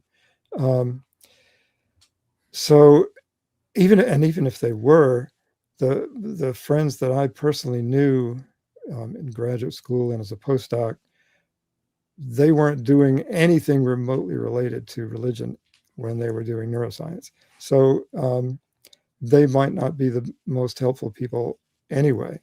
So I've tried to reach out to younger neuroscientists who are interested in what's going on in the brain during religious experiences. And there's some fascinating research on this subject. That's mostly in the second book, in The Phantom God. There's a guy named Michael Ferguson. He's a young professor. I think he's at Harvard now. Last time I checked, he was at Harvard. He's an ex-Mormon. He's a Mormon apostate. But the Mormon Church makes a big deal about communing with the Holy Spirit and about meditating and praying, and they have a whole bunch of techniques that they use to try to sort of get in touch with, I forget, I think they call it something like feeling the Spirit or knowing the Spirit. They have a phrase for it, which I'm not sure I'm remembering. But it's something. It's a kind of a personal ritual that you do in a kind of a meditative way to get in touch with and feel the presence of the Holy Spirit. So Mormons can become very skilled at this and can elicit these feelings that we've been talking about, like those Carmelite nuns can do that I mentioned in the talk. So he evidently has had that experience himself, and he has recruited people from the Mormon Church to do that while he's doing brain scanning, neural imaging of them in an fMRI machine. And he was the one who, as far as I know, he's the first one to show that during the peak of that feeling of God's presence, in the case of these Mormon subjects, the nucleus accumbens becomes active. That's the epicenter of the reward system. That's the place of, the vulnerable site where the addictive drugs work that we were talking about earlier. That he was the one to first show experimentally that that's part of what's happening during religious experiences. So I thought he'd be very interested in the book, and I sent it to him. And My guess is I communicated with him by email, and he said, he was quite upfront about it. He said, I'm teaching all these courses right now, and I've got all this work to do. I just don't have time for it right now. I'll see if I can get to it during the summer. And I just know what their lives are like. It's the reason that I did not become a professor myself. It's utterly consuming. So my guess is he has not read it, just Yeah. because he didn't have time. He's got lots of other things that other people are asking him to read. They've piled up on a shelf somewhere, and my book is in there somewhere. So I'd never heard back from him. And I've reached out to a few other people in that way. The only one, I've had a few people I have had some responses from. A fairly prominent psychologist, Jonathan Haidt, has read one chapter of my book. I actually ran into him at a scientific meeting at the Salk Institute, and I was in the process of writing the book at the time, and I chatted with him because I liked a lot of his ideas, and I asked him if he'd look at this chapter. So he read a chapter and commented on it. And another psychologist who's very active on this subject is Lee Kirkpatrick. Now he's about my age. By now he probably is retired also, but at the time he was still active, and he read at least one chapter, maybe more by now. We had a long chat by email, and he was very receptive to some of my ideas, and it was a very, very satisfying interchange. And some of our conversation sort of leaked into chapter 6 of my first book. So there's that. To that extent, I've had some acceptance. Another very helpful person, for a fan, you might say, but also a scientist, or at least a physician, as a therapist, is Andy Thompson at the University of Virginia. He's a psychiatrist. You've probably had him on your show. He's written about religion and the science of religion.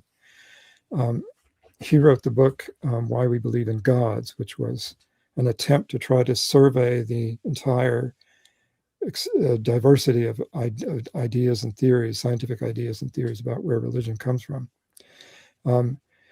He's a big fan of my ideas and my books. I'm in touch with him through email, and he and I have been in conversations together on podcasts sometimes. And another one that was very moving and special to me was Sarah Hrdy, Hrdy is her last name.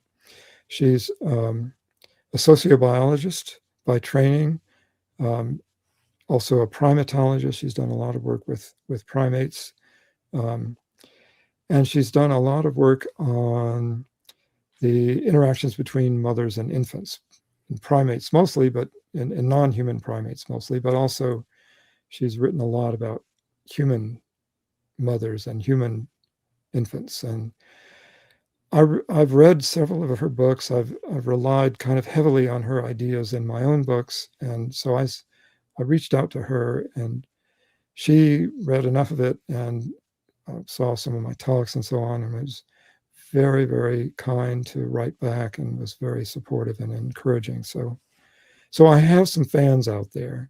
Yeah. What I'm hoping, and I'm glad you brought this up, by the way, I am hoping that some young people watching this today who are interested in, or maybe already are in, a career in the sciences, maybe psychology or possibly neuroscience, cognitive science, whatever. If you're interested in studying religion as part of your research, I hope you'll take a look at my books, just to look for the places where I say, oh, this is a prediction I can make based on this hypothesis. This is the way such and such an experiment should go if this idea is right. I got a lot of those scattered throughout both books. And I mentioned a few in the talk that I gave today. If you're in that position someday, doesn't have to be now, but maybe someday, look up those ideas and see if you want to do the experiments. I'd love to have somebody else do the experiments. I'm not in a good position to do them myself. I'm too old. but somebody younger could, and I hope somebody will someday. That would be wonderful. Hopefully someone can, Jack. Really appreciate that. We got a couple super chats here. Farsight asks an interesting one, and thank you for the super chat. I low-key think that my dog believes in God, or superstition at least. She probably thinks that I'm a deity. You can see it when objects like balls don't behave like she thinks they should. That's fantastic. I'm so glad you wrote that. There is a beautiful passage written by Charles Darwin, basically saying the same thing you just wrote, but with somewhat different examples. But I think it's in The Descent of Man. I think that's the title of the book. I'm pretty sure it was in that book. He has several passages in there about religion and where he thinks religion comes from. And when he's discussing it, he says basically the same thing, that dogs have this devotion to their human that is so loyal and so strong that you cannot get around the view that the dog must be seeing you as a godlike figure. And he cites that as one thing, and he said, for example, that my dog will just sit or lie down on the floor while I'm in the room and doing my work, and the dog doesn't seem to be paying any attention to me at all. And I get up and I go to another room and I do something else, and the dog starts whining because I'm not there. So that's one example, and the other one that he gave was more like along the lines of the superstition thing.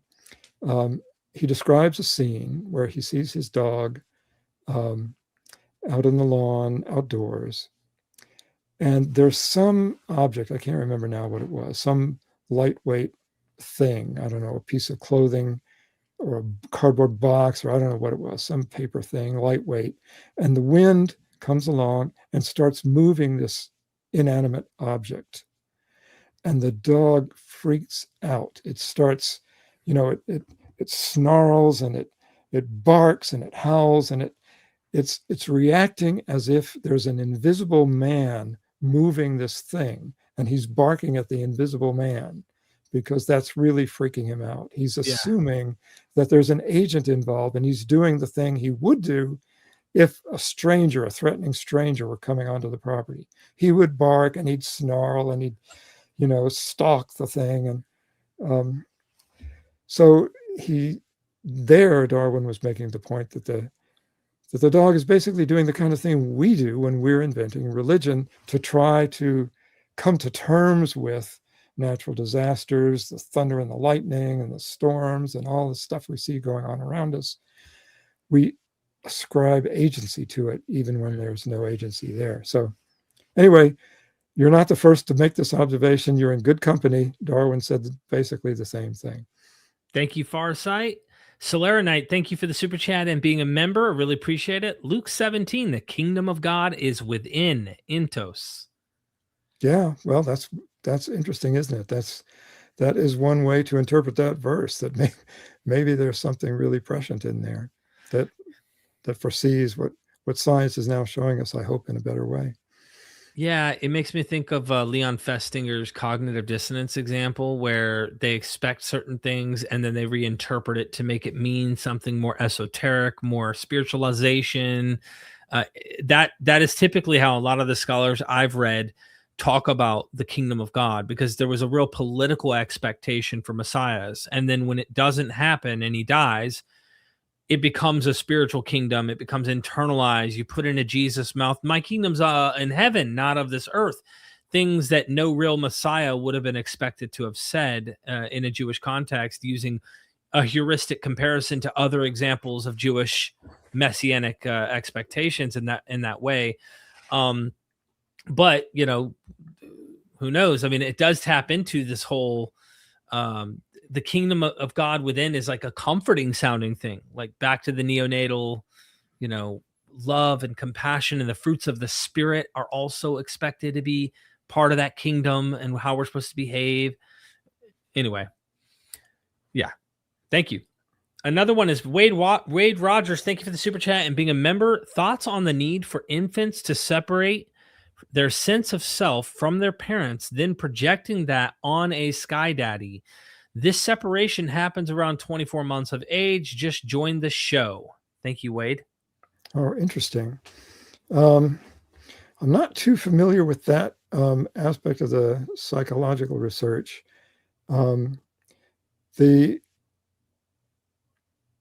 There probably is something like that going on. There probably is this feeling of unity between the infant and the mother that changes a little bit, or maybe changes a lot, when the infant is no longer completely helpless. When they, like you said, at around age 2 years, kids are acquiring language, they're walking, they're doing things, they're much more active and starting to assert their independence. It's when, famously, it's when they first start saying no to their parents a lot. The terrible twos, I've heard it called. So yeah, something like that does happen.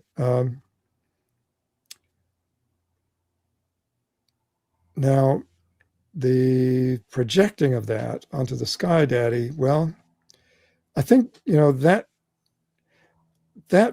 it's hard to say.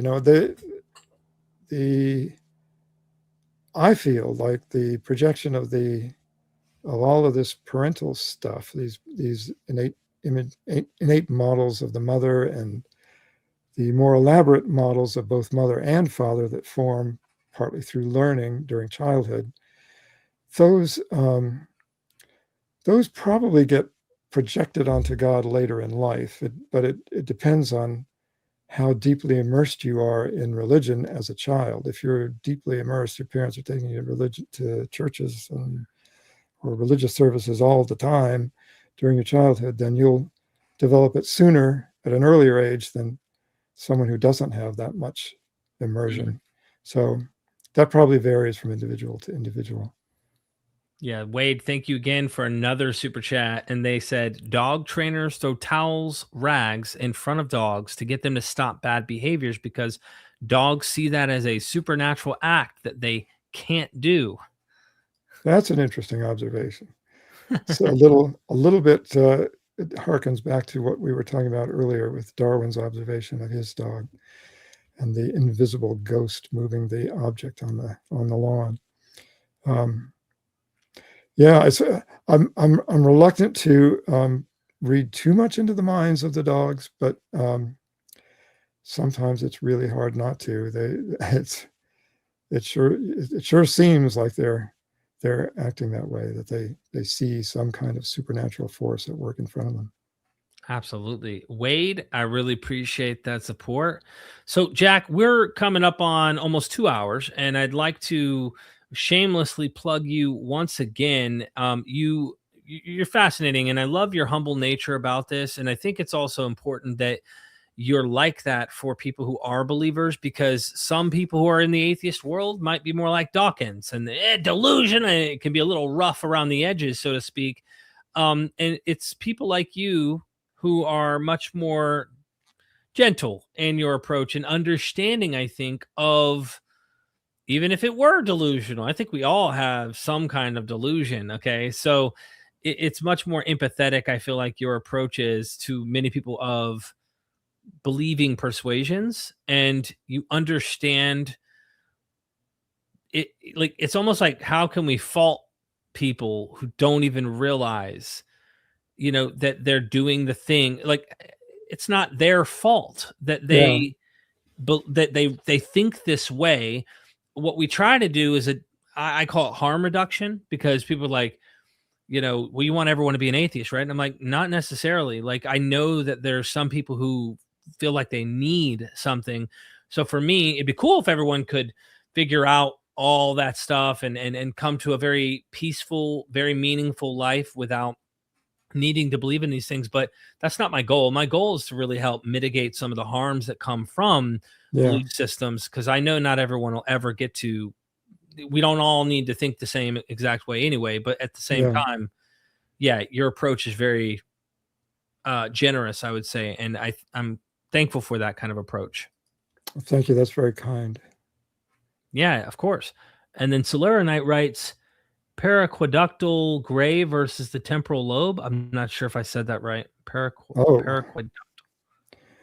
that I have a recommendation for you. I said earlier, people should start with my first book, The Illusion of God's Presence, because it's not as technically demanding as my second book.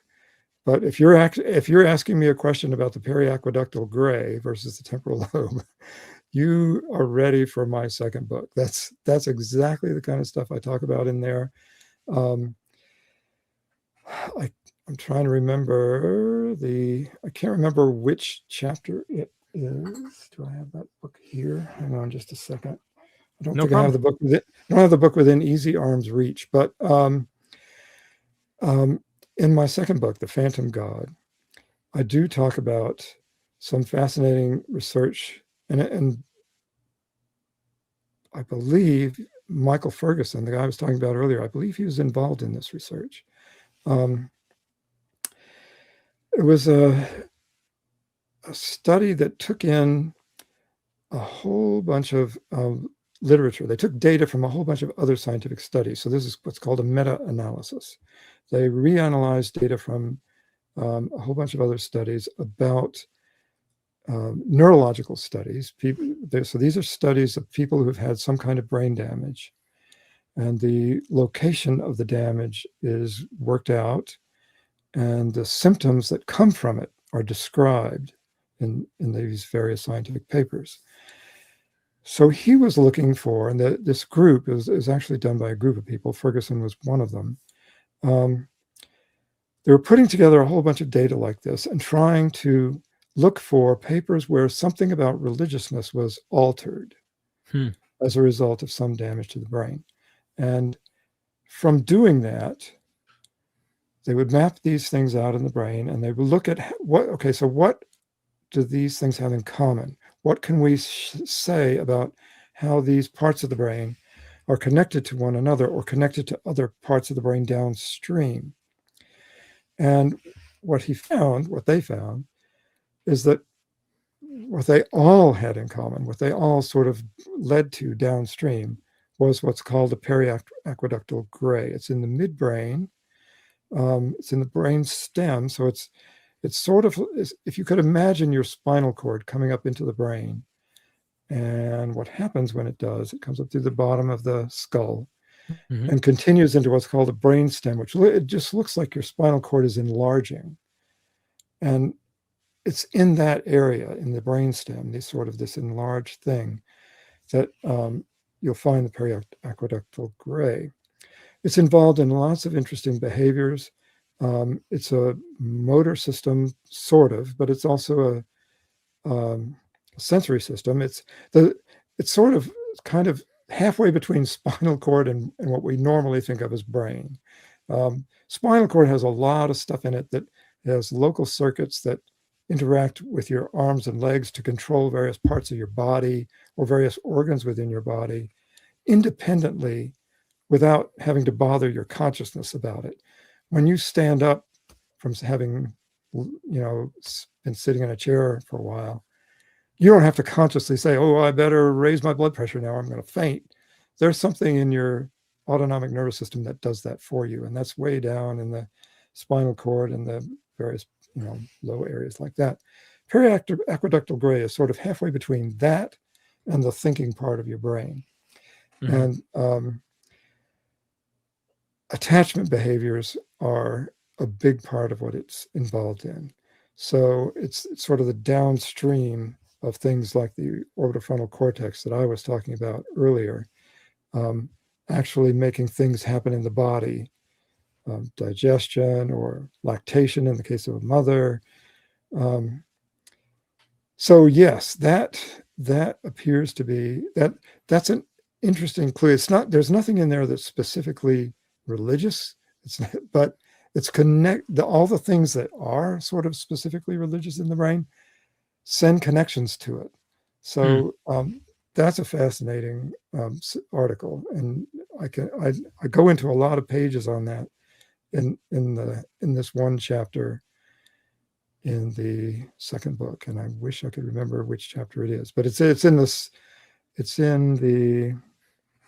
the end of the book. It's pretty. There are three parts to that book. There's a very short summary part, a middle part where I sort of look for all the parts of the brain that have to do with innate attachment behaviors and infantile behaviors. And then the third part, which is a review of other people's research on religion and the brain. It's in there. Temporal lobe, by the way, is also a place that's been implicated in religious behaviors. And I do talk about that a little bit. The temporoparietal junction that I talked about earlier, where you can elicit the illusion of a sense presence, that's right on the edge of the temporal lobe. Temporal lobe does a lot of other things. It's involved in representing familiar people. And since God is often conceived of as a person, a sort of a super person, there may be some representation of God in there. The reason it's been associated with religion is that people who have temporal lobe epilepsy, some of them, a distinct subset of them, become hyper-religious. Right. So I do talk about that in the second book. Have you ever heard about that? You've got me thinking about there's some accounts in Islam where Muhammad was having experiences that they would describe as like epileptic type of seizures, and he was experiencing, describing his experiences in ways where you would be like, what? And he, of course, ends up being hyper religious at the same time. I've heard that explained by some ex-Muslims who started evaluating it, and they looked into the science and thought maybe this explains why he was so religious, is he was having seizures, and he was one of those who may have been like that. Have you heard of that yourself? I haven't heard of that in the case of Muhammad. I've heard of it in another context. I think the Saul, who became the Apostle Paul,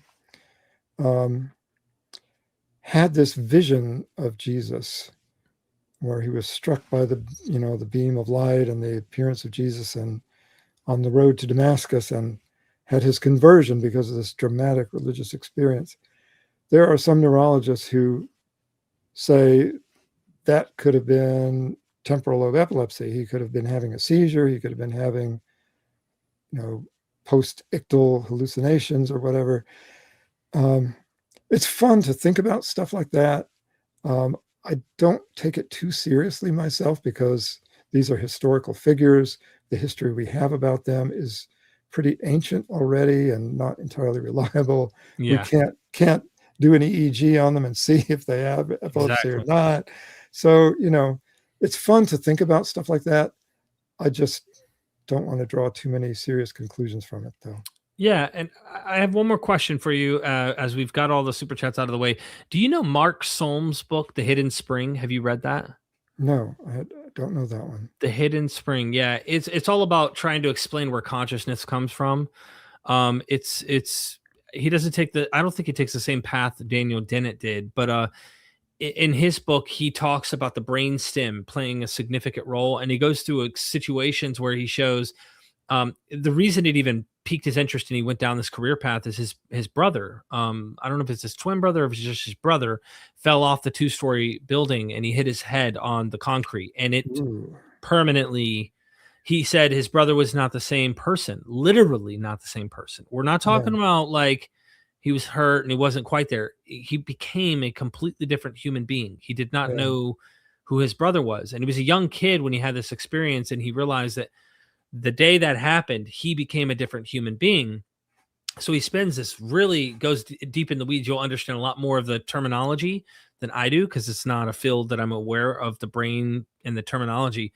But he is explaining how they did a lot of tests on people who literally are born without any cortex and yet still function.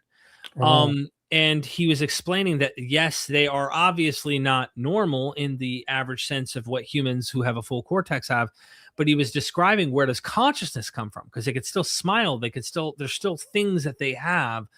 And he thinks it comes down, he calls this book The Hidden Spring, from the brain stem, somewhere deep down in that region. He thinks is where the spark of it ultimately is in terms of consciousness. But I'm probably straw manning it. I mean, it's much more complex and complicated. He's the doctor who was assessing me on the whole opiate addiction and was describing it. Yeah. Well, that's fascinating. I'll have to find that. I'll have to read that. Sounds very interesting. Absolutely. I'd love to get your thoughts on it too, because I know you're into this. Last one, ladies and gentlemen. If your life needs meaning, just remember my name. Make the world a better place for the next generation. MTWABPFTNG. Thank you for the super chat. Really appreciate it. I will remember your name. As they said, Achilles said to the young boy who went to go get him in the Iliad. And the boy comes to get him. He says, "Hey, Agamemnon's calling you." And he finally's heading that way. And I can't remember what he said to him, but he said, "That's why no one will remember your name." That's what he said, something like that. Anyway, last words from you, Jack. None really, other than thank you very much. I'm really grateful for the opportunity to do this. Thanks again for the invitation. It's been wonderful. Absolutely. Go get his books, ladies and gentlemen. Are they on Audible, or are they only in they're only in print form, I'm afraid. But okay. Gotcha. Maybe someday. Yeah, maybe someday. Thank you so much, Jack. Let's do this again. Definitely. Love to. Thank you. Thank you. Ladies and gentlemen, never forget, we are Myth Vision. Son, do you want to know what the truth is? After this, there's no turning back. You take the blue pill and you wake up in your bed and believe whatever you want to. You take the red pill and you stay in Wonderland, and I show you just how deep the rabbit hole goes. Remember, all I'm offering is the truth, nothing more.